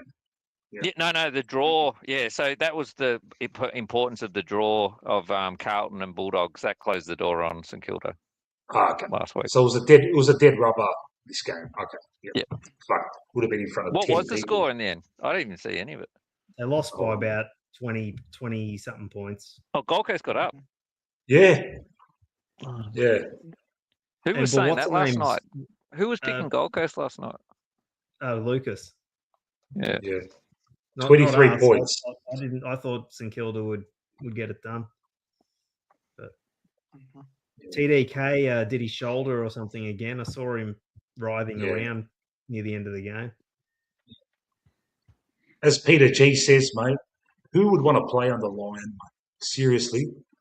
I reckon Naz is probably thinking, get me the fuck out of there, mate. He would. Naz would thrive in other clubs. Clearly the coaches don't want to coach next to him. Yeah. You know who loves playing under lines? He follows him to every club. Is that key defender he used to have, the one that started? Dawson. Yeah. Zach Dawson. Yeah. And where you go, I go, Ross. Yeah. Rewalt loves him. Yeah. Well, look, it could have all been different, yeah? If that ball bounced perfectly for Stevie Mill, we'd be talking about Ross Lyon now as some kind of fucking genius, maybe. It's amazing, isn't it? Fuck me. Yeah, I still think Hardwick's an overrated coach. Just putting that out there. There were moments Hardwick, in both those grand finals, St Kilda, when they hit that post and got the goal, and then I think they kicked another goal straight after that. Geelong, they got 2 goals in about a minute, and that was pretty much the end of that game. You talk about when they lost to Geelong the year before that. Okay, yeah. They remember it hit the post, and they got a goal. There's the deflection. Hawkins, yeah. That was almost as bad as that Peter Foster goal that it went almost out of bounds on the full. They called it a goal. Isn't that the name? Peter Foster? Yeah, played for the Bulldogs. Yeah, I remember that. I don't remember the incident, but I remember Peter Foster. Yeah. It literally went like practically just snuck in for a behind, and then after the umpire, gave it a goal, he went up and shook his hand. Oh yeah, I remember. Oh, now I remember it. Yeah. So that just goes to show the umpiring probably hasn't always been great. Nah. We complain about the umpires now, yeah, but I don't think we can really say with a straight face that when we were watching footy as kids that the umpiring was any better. They've always been fucking white maggots, mate. Always. But you didn't get the replays. Like the camera was about 400 meters away, and there was no replay. So yeah.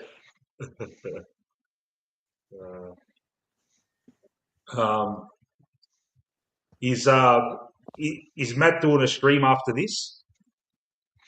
I'm not sure. I could have sworn I saw it. 20 years. Yeah, no, I think you're right. Yeah.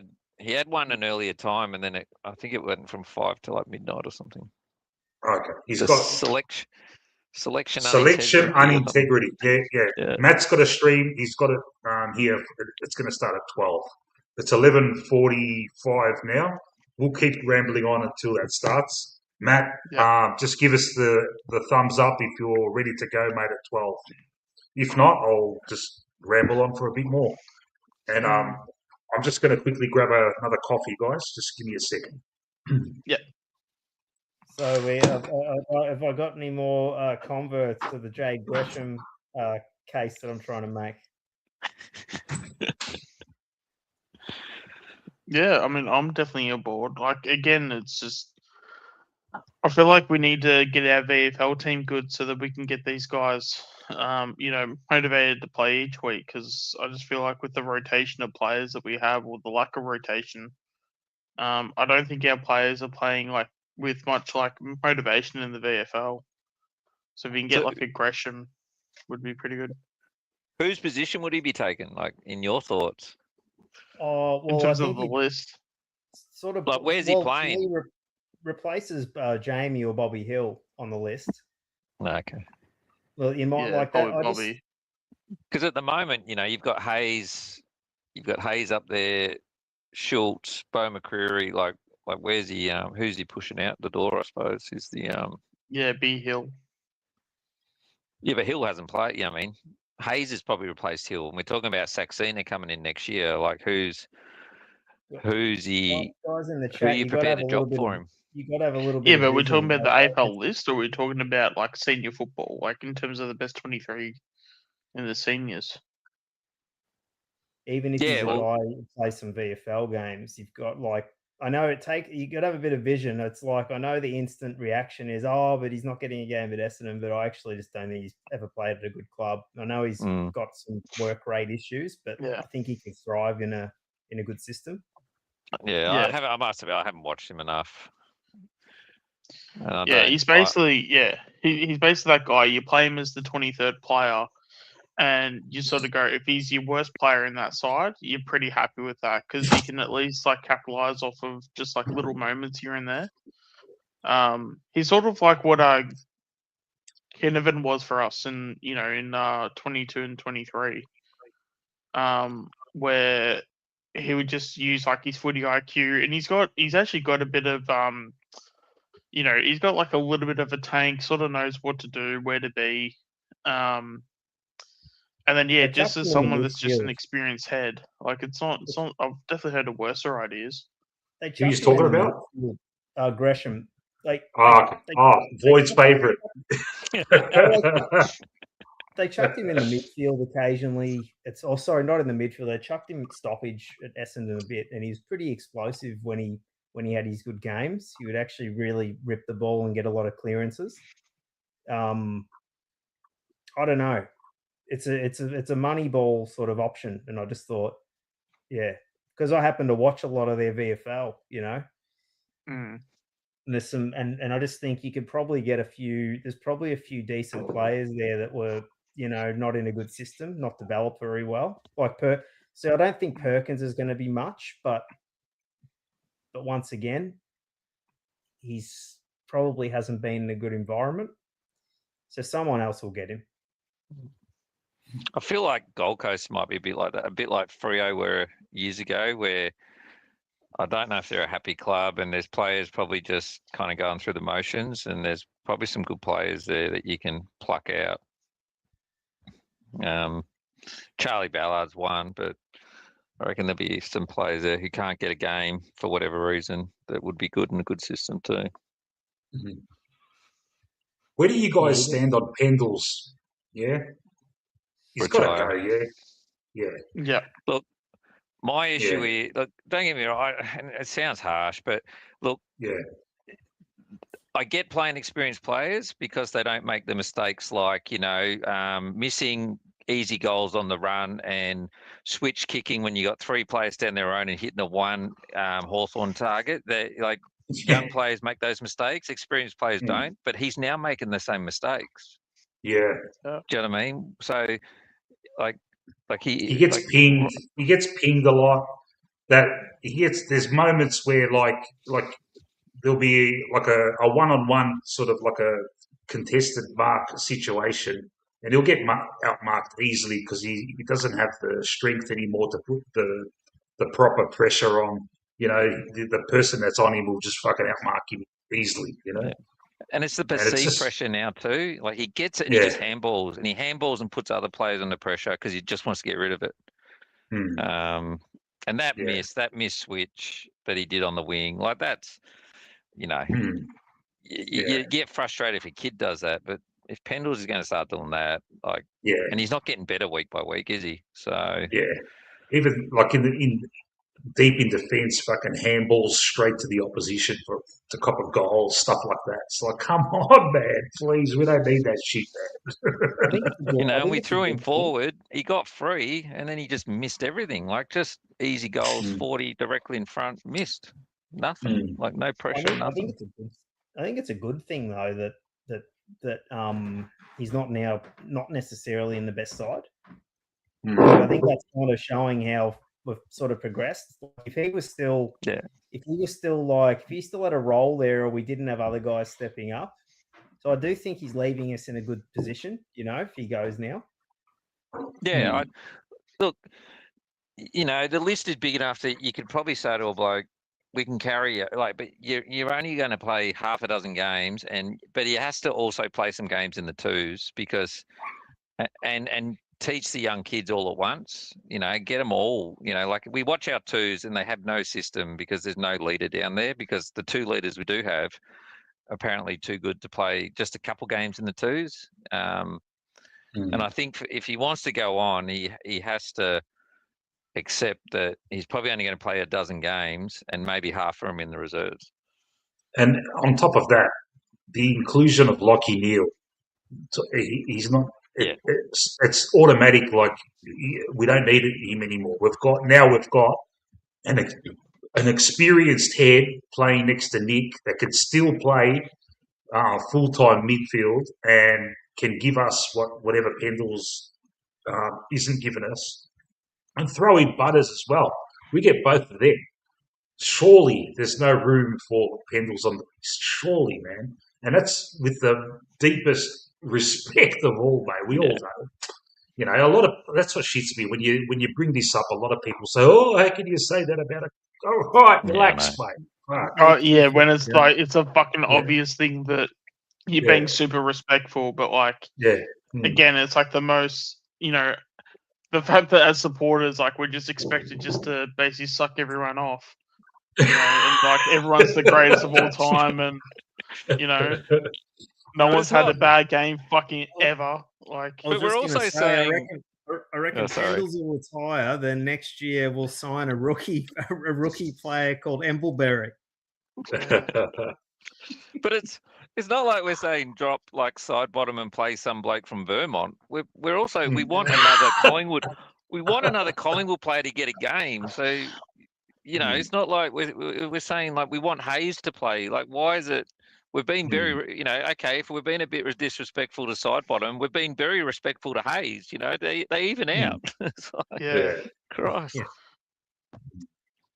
No, but it's also funny how, like, I was like ostracized nearly for saying that Steen was better than Cox last year.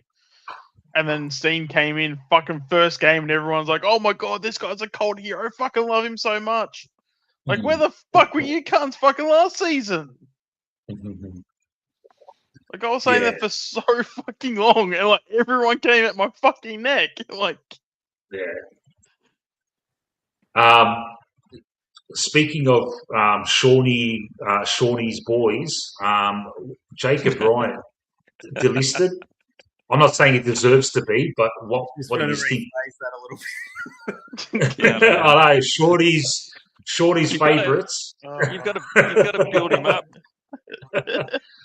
Jacob Ryan.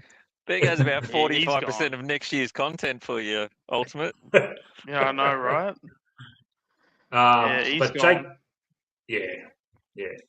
do you think he's got a chance of getting picked up by someone? And do you think if that happens, there's a chance of him making it and kind of turning around and saying, "See what you had"? You reckon that's a chance? I mean, I hope so. Like, again, it's like, how can you get 25 disposals at 85% every single week in the VFL and just not get a game? I just don't understand. Like, even if he was to play at like Richmond or something, he'll probably go to maybe a South Australian team because he's originally from South Australia. Would his best bet go to Tassie? Go play at Tassie next year. He'll probably be a sign-on player for Tassie. Yeah, possibly. There you go. But, and again, and it's not like, it's also, annoying's not the right word, but it's not necessarily like the players that I'm sort of mentioning. It's the philosophy about selection integrity. And it just so happens that Ryan is the main culprit when it comes to getting, if you look at the stats, as I said, he's getting 25 disposals, 85% efficiency. You look at Houston or you look at whoever, they're getting like 15, 16 disposals and they're going at like 70% efficiency. And it's like how can you not see like at least like a week? Because there's always a patch of like 4 weeks where you play like the bottom 6, maybe bottom 8 teams at some point. Like, when do you just go, okay, let's just see how he goes. He's probably going to fail, but let's just make sure. Because Matt, I can't remember when he said it, but at one point he said that when it comes to Noah House, the fact that we played Noah House for 2 games, he's now probably going to get a contract because of the 2 games he's like played, and now he's gone from, and especially now that because people don't watch the VFL, let's be real here, like the fact that people like, oh, Noah House, who the hell is he? And now that he's played 2 games, everyone's like, oh, Noah House, yeah, that guy is actually looking all right. He's always been looking all right. You just haven't been fucking watching him play. Like, like it's just, I don't know. Obviously, like it can get frustrating, and it's just, I'm not necessarily seeing anything that's like, out of this world, like in terms of it being difficult to see. But Can I ask a question just short? Was Ryan injured in 2024 for the most of the year? Because that was a year we had we needed the SSPs and everything to come in because we had so many injuries. Just wondering if he was available for selection that year or not. There was a year where the whole back half he didn't play, and I want to say it was last year because it was him and TJ. Him and TJ basically didn't play at the very least the last third of the season Probably because they knew the season was done. Yeah, it might have been 24 actually. Because even like Steen was injured as well. Steen was having foot issues. It was like a foot or something. Toe. I think he had a toe. Toe. That's it. So we had a year where it was like pretty bad. But he's definitely had enough of a run to where he could have gotten a chance at some point. I don't know. I kind of feel like the club sort of just looked at Ryan and they were sort of like, well, someone needs to go. And they already delisted him without sort of like giving him a chance in a sense where, that they sort of preemptively sort of thought, well, yeah, if someone's got to go, well, we think this guy's got a future. This guy's got a future. I think it's a bit of a process of elimination. That's just my opinion. And then they already like sort of had their judgment of, okay, well, if we're keeping these guys, therefore we've got to cut 7-8 players. This is all right. This is one of the guys we have to cut then. Because there was opportunities to play him in the last month or so. I mean, there's been opportunities to play him all season because we've had so many passengers. If we didn't have any passengers, well, then we wouldn't be sitting, around 8, 9, 10. So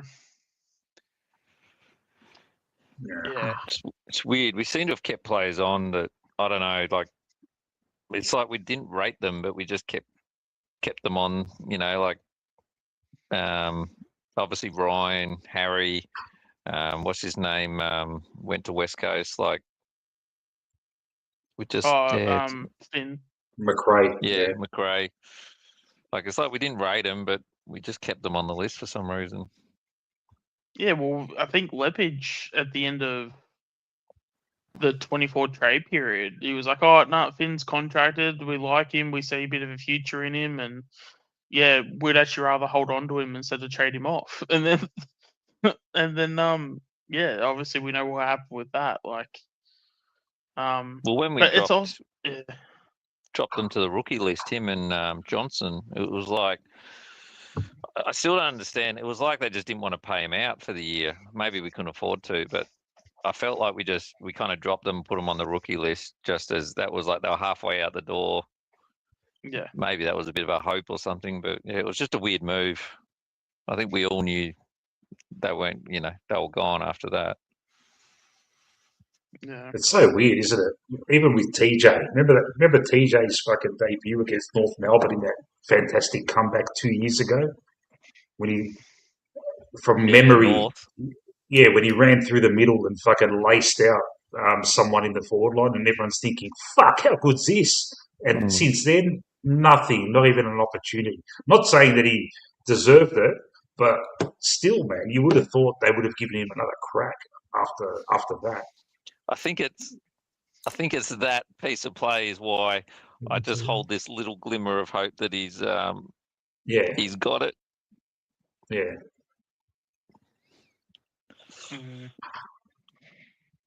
Right. Three. The three. Is it? Did all of them cop ACLs? Steen, Reef, and Jamie. Yeah. Yeah. There's been a few. Far out. Reef's. I sort of like Reef's an interesting one. Going on what Josh said in the chat, I sort of feel similarly. Like I know we've talked him up a little bit, but I sometimes wonder, then you've got a guy. How long's he been on the list for now? Since what, 2020? Ages. Yeah. Reef, we got him in the 2020 draft. Yeah, geez, and it's just such a long time, and then every year they're like, "Oh, it's all right. Next year he's going to be this or he's going to be that." And then, he was our no faith in Reef now. He can go. He was our answer to the in the back line when he hadn't even played there. It's like, oh, we're going to get Reef back, and he's going to be the main guy down back. It's like, hold on a second, buddy. He's played a half there, mate. Yeah. In fairness, I feel like whenever he has been on the park, I feel like I'll even defend him even like as a forward. Like I feel like he even wasn't too bad as a forward. Yeah. Because that's the thing. I think as long as if you're averaging a goal and a half, Like that's actually really good in comparisons to key forwards like around the comp. And I want to say his was like a high one, like he was like 1.8, 1.9 or something. Yeah. So his numbers were like pretty good in terms of goal by goal. The only criticism you might have was some of them he was a sub and he came on last minute and he'd kick a goal with like 2 minutes to go or whatever. Yeah, and then even when he was trying to be like the Murphy replacement, like I thought he was even looking pretty good as a Murphy replacement. But I think it's just gotten to the point now where he's just becoming a bit of a I even had to say this, but he's even becoming like a bit of a Kruger. Just a bit of a tease that's just going to keep getting injured over and over again. So the more we invest in him, it's only just money lost at this point. And I really hate to say that because I actually like Reef, but I think they're going to put one more year into him. Yeah. Well, they have to because he's contracted till next year, I think. Yeah. TJ's one. I still sort of see some sort of signs that to persevere with him. I don't know if they will be too much longer, but he's got some attributes. I could just see him turning a corner really suddenly, in the next couple of years. But we had a good patch for what, 4 weeks, 5 even 6 weeks, like when he looked okay. He didn't look great, but he looked okay. Like he looked like okay. If you can do that role and you can just do it enough to where you just don't suck, maybe there could be some value there. Yeah. But again, sometimes these kids just need games. And then once they get 10 games under their belts, that's when they actually they don't just they don't improve through addition. They it's like a times 10, like they multiply. So like the confidence levels, and then once their confidence levels, their ability starts to show a bit more because it's like, okay, whatever I'm choosing. Because there was at one point where, and we were criticizing TJ, every time he would get the ball, he seemed way too rushed. Like he was trying to play the game plan we're doing right now. That was the game plan he was trying to do, but he was doing it in a game plan at that point where everything was too slow. And everything was hold the ball up, like it was all like the Buckley style, basically, where he'd be ultra defensive. So when he was like trying to rush and he was trying to get up the ground and trying to get all this like movement going, like it wasn't like working for him. I wonder if he actually plays in, like if he was to come into this side now, he would actually suit our game plan because he is doing what our game plan does. It's a fast and furious game plan, which is what we did in 22 and 23. So for someone like TJ, and especially since the year that he debuted and to now, like he's a completely different person by like physical frame as well. So he should be able to hold up. I just don't know because he's had a lot of injuries now. Again, that's my sort of concern is that can he get on the park on a consistent basis? But but I think in terms of the game plan, I think there is a scenario where this can work because I think the way he plays it suits that fast and furious game style. Yeah, I was going to say I think that's one of the things that's held him back. He seems to be always coming back from an injury. Like he'll be working, he'll come back. He doesn't seem to hit the ground running. So it takes him a few weeks to build up. And then you start to see him, actually he's starting to play. And then next minute it's like he's in the injury list again. It's like, it takes him a few weeks to hit his straps. And by the time he gets there, he only plays a couple games and he's out again. He's back to square one. That's what it looks like anyway. Yeah. What happened with, did I miss something today with Oscar Steen? There was like an interview or something, or was someone like Fly or someone was talking about him, or am I just imagining things? No, there was something about Steen. Yeah. Didn't we have it? Oh, Matt's not here. But I feel like we had I didn't see the video of it, but we had like audio. Okay. Yep. Yeah, it was like a retrospective of like his ACL and like how he's traveling. Oh, okay. All right. Yeah, no, it's definitely something. But as you said, because it was like an audio thing, and I mean, we do so many streams at this point; it's hard to keep track of what we do anymore. Yeah, I said that on this stream. It's like you're trying to remember what stream you said it on. Was it Matt's or Lucas's? Or It was a recent stream. It was like, was it today? Fuck, I don't even know. Yeah, was Anthony it, played was it. it this morning? You got to feel sorry for the poor interns at these clubs. They're like, you go check out what the fans are talking about. Oh, here's 7,500 hours of streams. You've just got to listen. Yeah, and that's just one channel. That's just us. yeah. The Collingwood And that's just one YouTube stream. channel's given up on me, mate.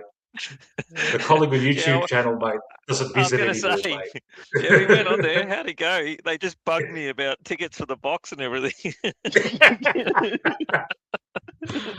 Oh, mate. And there was this guy that just kept talking about Jacob Ryan all the time. Like, who the fuck's Jacob Ryan? Yeah.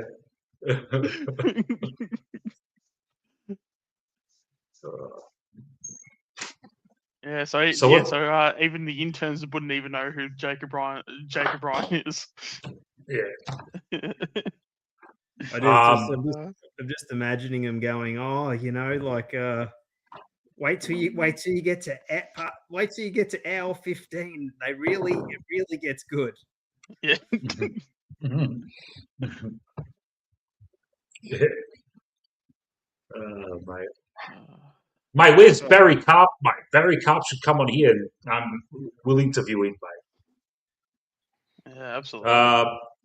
Bocek, how are you, buddy? What's he saying? You reckon we could get ya or nah? What are you talking in about? The wild card. In the wild card. In the wild card. Right. Imagining. We don't think ahead, Bo, mate. We're thinking we take it week to week, mate. Like Fraser does, 1 week at a time. That's what he's always saying. Yeah. Congratulations on another Collingwood poaching. Yeah, I know, man. Oh, that's actually another take that turned out well too. Is that once Wright was to leave, that's when Collingwood would start to go terrible. Well, for Bocek, they got to beat Freo first. That's what it comes down to. I reckon. Oh, are they not locked in? No, they're locked in for 10. They're locked in, but they won't. Yeah. They got to beat Freo to play us. Is that exactly how it works? Paul? They have to beat Freo to play. They have to beat Freo, and Bulldogs lose to Melbourne. Okay. If they lose, then that means we don't play them. Is that 100%? Okay. All right. Yeah. They won't pass Bulldogs if they lose. Yeah. So they got a lot to play for, and Freo probably doesn't have fuck all to play for. Well, yeah, they're playing to avoid going Adelaide, basically. Fuck. You know what's going to happen, Bocek? Everything's going to work out for you, mate. You'll play your wild card. You'll probably win, and you'll end up playing fucking Sydney, who the whole fucking team's in fucking court, and you'll get lucky and play them and fucking win that. You've got to hear it from you and fucking Rocco and all that. Yeah. But you're a legend, Bocek. Fucking love you, man. Every time I throw a dig at you, Bocek, it hurts me inside, mate. But because you're a top bloke, you just chose the wrong team, man. Fucking hell, man. Just come over to the dark side, though. It's I feel like it's not that hard. Bo's got the nature, the passive, rational nature of a Collingwood supporter. Yeah. Mix like the guy smacking the child. This hurts me more than it hurts you. As the tears coming out of his eye. Exactly. Look, like this comment here. That's how we think. Yeah, but the opposite. No, I said to a mate today, watch Collingwood pull some shit out of their ass and go deep now. I feel like there's a joke in there, but I'm gonna leave it alone. Yeah, it's a cryptic fucking joke. Collingwood always go balls deep.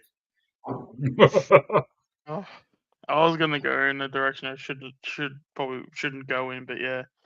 I love your boat check, mate. You're a legend.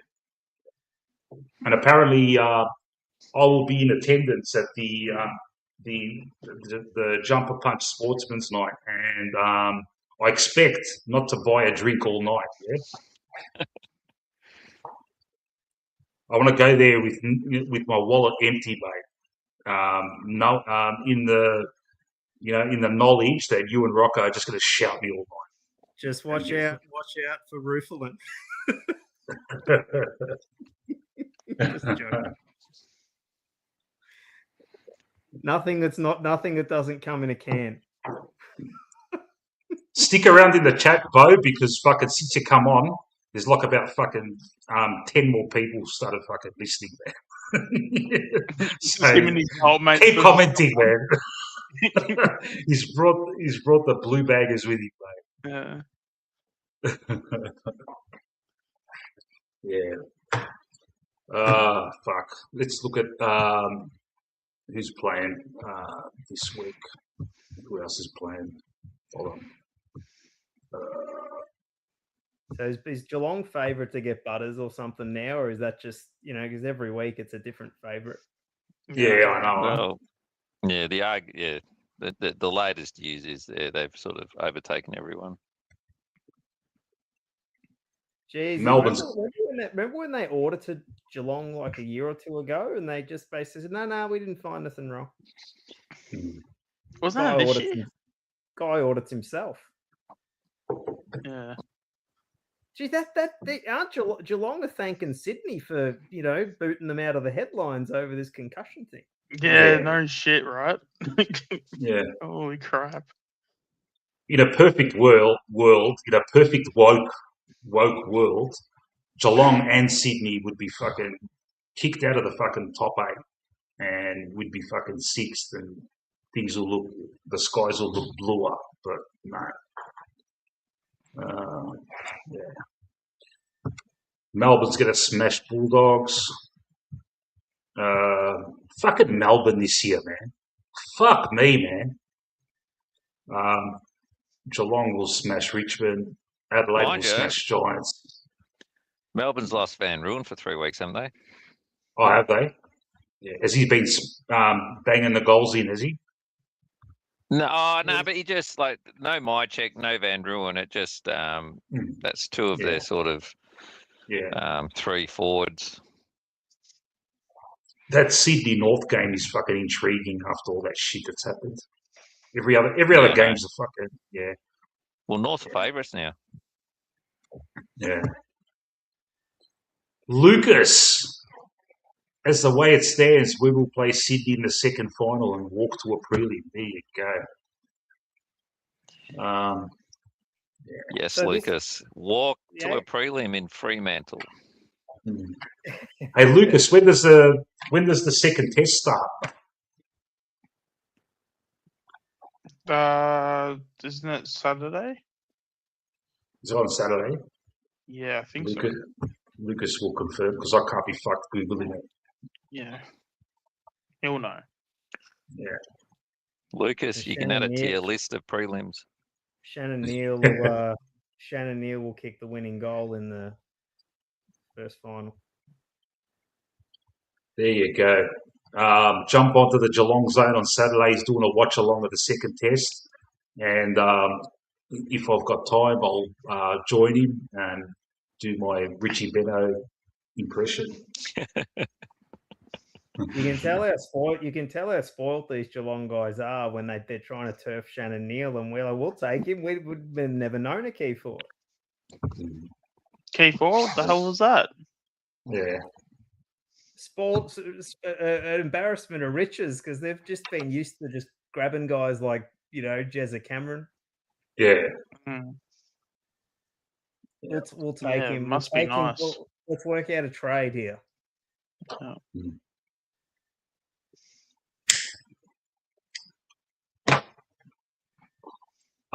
Gentlemen, I might call it a night. Matty, are you gonna start one, mate? Happy to just ramble on for a few minutes before you get it going. Let's see what he says. Big thank you to JB and Patrick from the Brisbane Lions fancast. They were excellent. Got a good run of getting people from other clubs. The Adelaide guy was good. Yeah. If they're not one of my workmates, it doesn't turn into a massive fucking spat. Yeah, we'll scour the earth. We'll scour the earth for you to find one for the next Gold Coast game. Yeah, I know. Yeah, I had I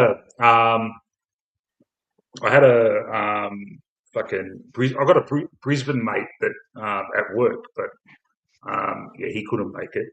So that would have been interesting, but yeah, he couldn't make it. So once he confirmed that he couldn't make it, I just scoured the net. Which Brisbane podcasts are there, and just stumbled upon these guys, and yeah, yeah. There you go. If Warble's going to start one after this, and Bocek said he's going to join in, there you go. Bocek and Lucas, mate, the all-star team coming up on the Warble. Absolutely. Geelong zone, mate. Lucas, the hardest working man in the YouTube sphere, mate. 24 hours, 7 days a week, mate. Yeah. I'll tell you what though. When it comes to Collingwood supporters, we've definitely been eating at least the last few months. I feel like this season, like because I feel like other clubs have been doing it for a while now. But the fact that as Collingwood supporters, we now have plenty of places to go, even be on the shows as well. Because you know some of these clubs they do content, but you can't even be on the show, so you actually get to voice your own, like have your voice be heard, basically. And yeah, it used to not be like that. So yeah, it's always good that we have. It self-replicates. Yeah. We just keep producing more and more channels and more Collingwood supporters. Oh, yeah. The Warble has put the link for his show that will be commencing as soon as I finish up on up in the chat there. He has just indicated that he will start in 5. He needs a dart, and we will respect that request, and we'll keep going for another 5 minutes. What kind of dart is it, Matt? Is it one of those green ones in Thailand where it's legal?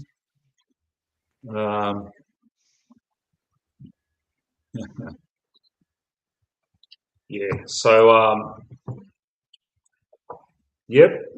How can we fill in this 5 minutes with quality conversation? Just got to keep going with the way that we were going before. I mean, it's all been A1 from here, right? But I mean, the guys that came on tonight, they were awesome. So shout out to them. Yeah. It's kind of good. Yeah, you create these little networks of people, and Dylan from the Adelaide one. I forgot the True Crows. The Crowjack or something. The Crow Project. Yeah, something like that. He was funny, yeah. And then he came on in the post game too. Fucking Is it called the Crow Project? Nah, is it? I can't remember. Something like that. I feel bad. Yeah. I accidentally called it the Crowjack. That actually sounds like a better name. It does. That's a better pun. Yeah. There you go. Lucas will be topless in the stream, by the way. Test starts at 9 a.m. What's he talking about? That sounds like gibberish, mate. I thought he was about to say the test starts at 9 a.m. And then he was something about showing his ass. I don't know if you should use you'll be topless and can't be asked in the same sentence. Right? This feels like this should be behind an OnlyFans paywall. Yeah, I feel like this is either like a call for help or there's got to be a hidden meaning behind it. Does he just basically tell us he can't be asked putting on the top? Is that at 9 a.m.? Yeah, yeah. I'll tell you what, the hairy shoulders on Lucas. You guys have got to watch The Godfather and see James Caan's hairy shoulders, mate. I haven't seen hairy shoulders since The Godfather, mate. Like that. Oh. The Bojack? Yeah, that's actually the Bojack. I like it. Yep. I like it, man. Yeah, all we got to do is just put Jack at the end of our names, and it'll probably make our names so much better. Isn't it funny how like some of the best shit happens when like you're not even like thinking straight? Yeah, fucking oath. Because I genuinely was just like, the crow. No, the crow approach. Yeah, there you go. And then it's like, out of all the things that they remember, that's the thing they remember is the one screw up you did in the whole stream of 4 hours. To be fair, Sean, it is South Australia. Puns have it. They haven't got puns there yet. They're coming in 2032. Yeah. After this, yeah. Well, I mean, technically, they did get internet last year, so they're coming along slowly but surely. Yeah. After this, go Peter. Paul, sorry. I was just going to say, do you see Andreas at the game often or not? Me? Yeah. I used to bump into him every now and then. Sometimes I'll bump into him on the train on the way back too. I'll come look for you. I've got a jumper for it because he collects jumpers, and the only one he doesn't have is the our retro one from this year. Yeah, and I've got an original one, and I promised it to him, so I'll bring it tomorrow. Yeah. All right. No worries. We can take that up. Yeah. Voidoid. Can I ask you a question? After I finish this stream, I have a decision to make. Barbarella or Zardos? What am I watching on SBS On Demand? Oh, I think you got to watch Barbarella out of those two. Yeah. How good's SBS On Demand, mate? Oh, it's the best. Yeah, it's the best for movies, for shows. It's pretty much like, the other free-to-air channels are shit. They're streaming services, but SBS is good for us cultured. No, I'm kidding. Well, what I noticed with SBS On Demand, I check it every week, and you just check that part where like new shows added, and there's always one good movie out of the fucking 15 or so that they've added on. Yeah, and it's like fuck, man, and it's always one of those old movies, that you haven't seen since you were a kid or something, So I'm really. Barbarella and Zardos, both of them I haven't fucking seen since I was fucking, 10 years old or something. So looking forward to it, man. I'll be watching it with the subtitles and I'll be listening to the war. Do you like films like what's it called, the Mario Bava movies like Danger Diabolic? Stuff like Are they Giallo movies? Oh, Danger Diabolic's kind of like a 60s. It's a bizarre little kind. It's almost like a comic. What a comic book campy. Movie would be now. It's campy as hell, and it's Danger Diabolic. Yeah, watch that. I think it's probably very stylish movie. It's kind of like it's the same with really hot Italian girls in it. Yeah, with their voices dubbed over. Is that what? Yeah, it's the same producers as Barbarella. I'm pretty sure. It came out about the same year as Barbarella, so it's got a similar aesthetic. I'm hanging to see Barbarella because there's this actress, Anita Pallenberg. Yeah, she was Keith Richards' girlfriend at the time. Anita Pallenberg was like the supermodel of the '60s. Yeah. Yep. And she's one of the side characters in there, and I just want to intrigue. She did a lot of Italian She did a bunch of Italian and French movies too. Yeah, and then you got Jane Fonda playing the lead role in Barbarella. If everyone's confused here except me and Void, Barbarella, a space. What would you call it, man? How would you describe this in a nutshell? Just this movie. Like an erotic. I guess it's kind of like an erotic, campy sort of intergalactic. Yeah, like Flash Gordon or something like that. But campy, cheesy. Well, Flash Gordon's campy too, but cheesy as fuck. It's just It's look, from what I remember, it's fantastic. Don't expect it like too much. It's not going to be like an arty. It's not going to fucking make you think or anything like that. It's taken on a bit of a life of its own as a cult movie, though. It's But I think if you watch stuff like that, you probably should. You'd really love Russ Meyer's movies. Yeah, Russ Meyer. Russ Meyer, if no one knows what we're talking about, made all these movies in the 60s, and he used to have hot chicks in there with massive tits. Yeah, sorry, it's fucking 12:30 in the morning. I can talk like this. It hasn't stopped me at 9:30 in the afternoon in the day. But and really cheesy and lots of monster trucks and fucking old school cars as well. Real, if you watch a Russ Meyer movie, you'll see where Tarantino gets his sense of humor from. I'll just say that. They're sort of like live action Warner Brothers cartoons. They're just they don't really they're incoherent, but they're just There's probably three that are really, really good, and then some of the others not so much. But I'll recommend movies all day long. Jeez, I've forgotten more than I've forgotten more than some people have watched probably. Once the season's over, I'm going to do a watch along. My first movie I'm thinking of is going to be Commando. Yeah, with Arnold Schwarzenegger. It's got to be watched, man, and it's got to be commented on. It's just a fucking classic, mate. It doesn't stop, mate. It's just non-stop action from the first fucking scene, mate. Great villains. You're a Schwarzenegger in his prime.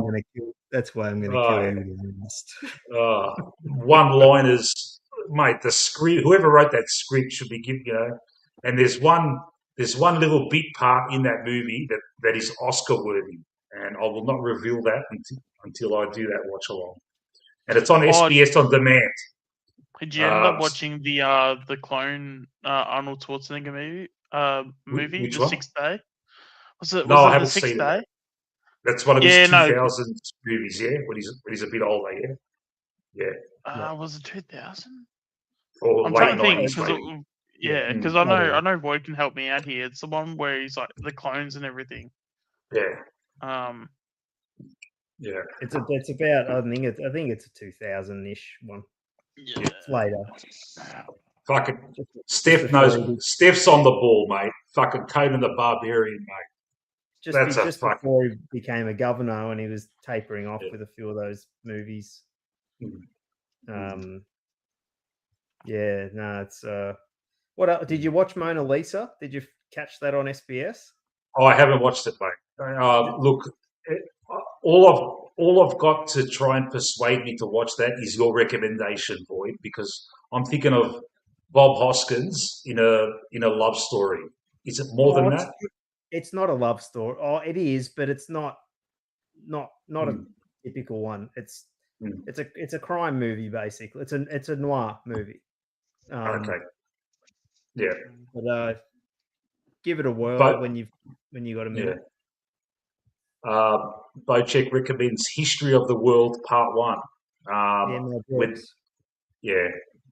Is that your favourite movie of all time, Bo? I remember you did your top 10 movies with Rocco one day. I think that was your number one, wasn't it? Just for the record, my favourite movie of all time is The Godfather Part 2.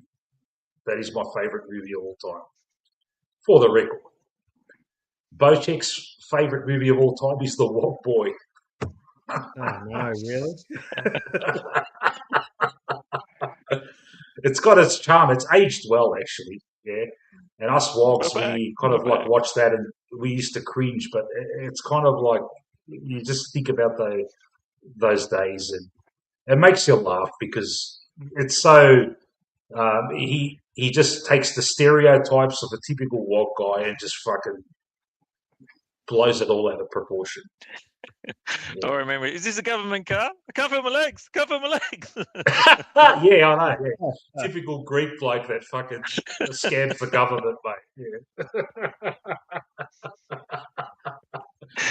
Oh man. It's always getting around the neck brace, wasn't he? Yeah. There's that guy from the guy that was in the castle, who was in that. He played like a mafia guy in it, and he kept swearing after every couple of words. Oh, the cash money guy. The cash money guy in the castle. Yeah, and he played want my money, the Yugoslav. Yeah. I don't mind planes. Where I come from, plane fly over, bomb drop. Yeah. My father Croatian, my mother Serbian. When I wake up in the morning, I want to kill myself. Matt's quoting some really great sketch from the Late Show when they did Mick Malloy interviews Tony Martin dressed up as Arnold Schwarzenegger. Oh, yeah. That's hilarious. And then the trailer for his movie he's promoting, it goes, "We took an old movie and we updated it, Citizen Kane." And it's him with it's just him with these fucking guns blowing people away, but it's a remake of Citizen Kane. I've been watching heaps of SCTV lately. Now that they've got a channel on YouTube, that I think that's the best sketch show of all time. Which one? SCTV. The best sketch. Okay. Yeah. All right. Yeah. It's where it's basically, it was a low budget sketch show in Canada, and it's where John Candy and Levy and all got their start. Rick a lot of those comedians that made it, like Jim Carrey and all that, they're Canadian, aren't they? Yeah. John Candy. It is 1,000 times better than SNL ever was. Okay. Yeah. Yeah. It's because Canadians have our sort of Canadian humor is kind of sort of British, weird, quirky, sort of British sort of humor. Which are really, the jokes are really funny and just everything. It's not the humor's not real broad like it is in stuff like SNL. It's a bit more clever. Yeah, yeah. All right. On that note, we could talk movies for fucking days, mate. And Predator, as Lucas has put there, that's another fucking classic. Fuck, man. All right, guys, I'm going to end it. The Warble will be starting very soon and hope to join you there. And thanks, everyone, for joining in tonight. Thanks to the Brisbane guys, JB and Patrick. Hopefully they come on for the post-game and join us as well, see what happens.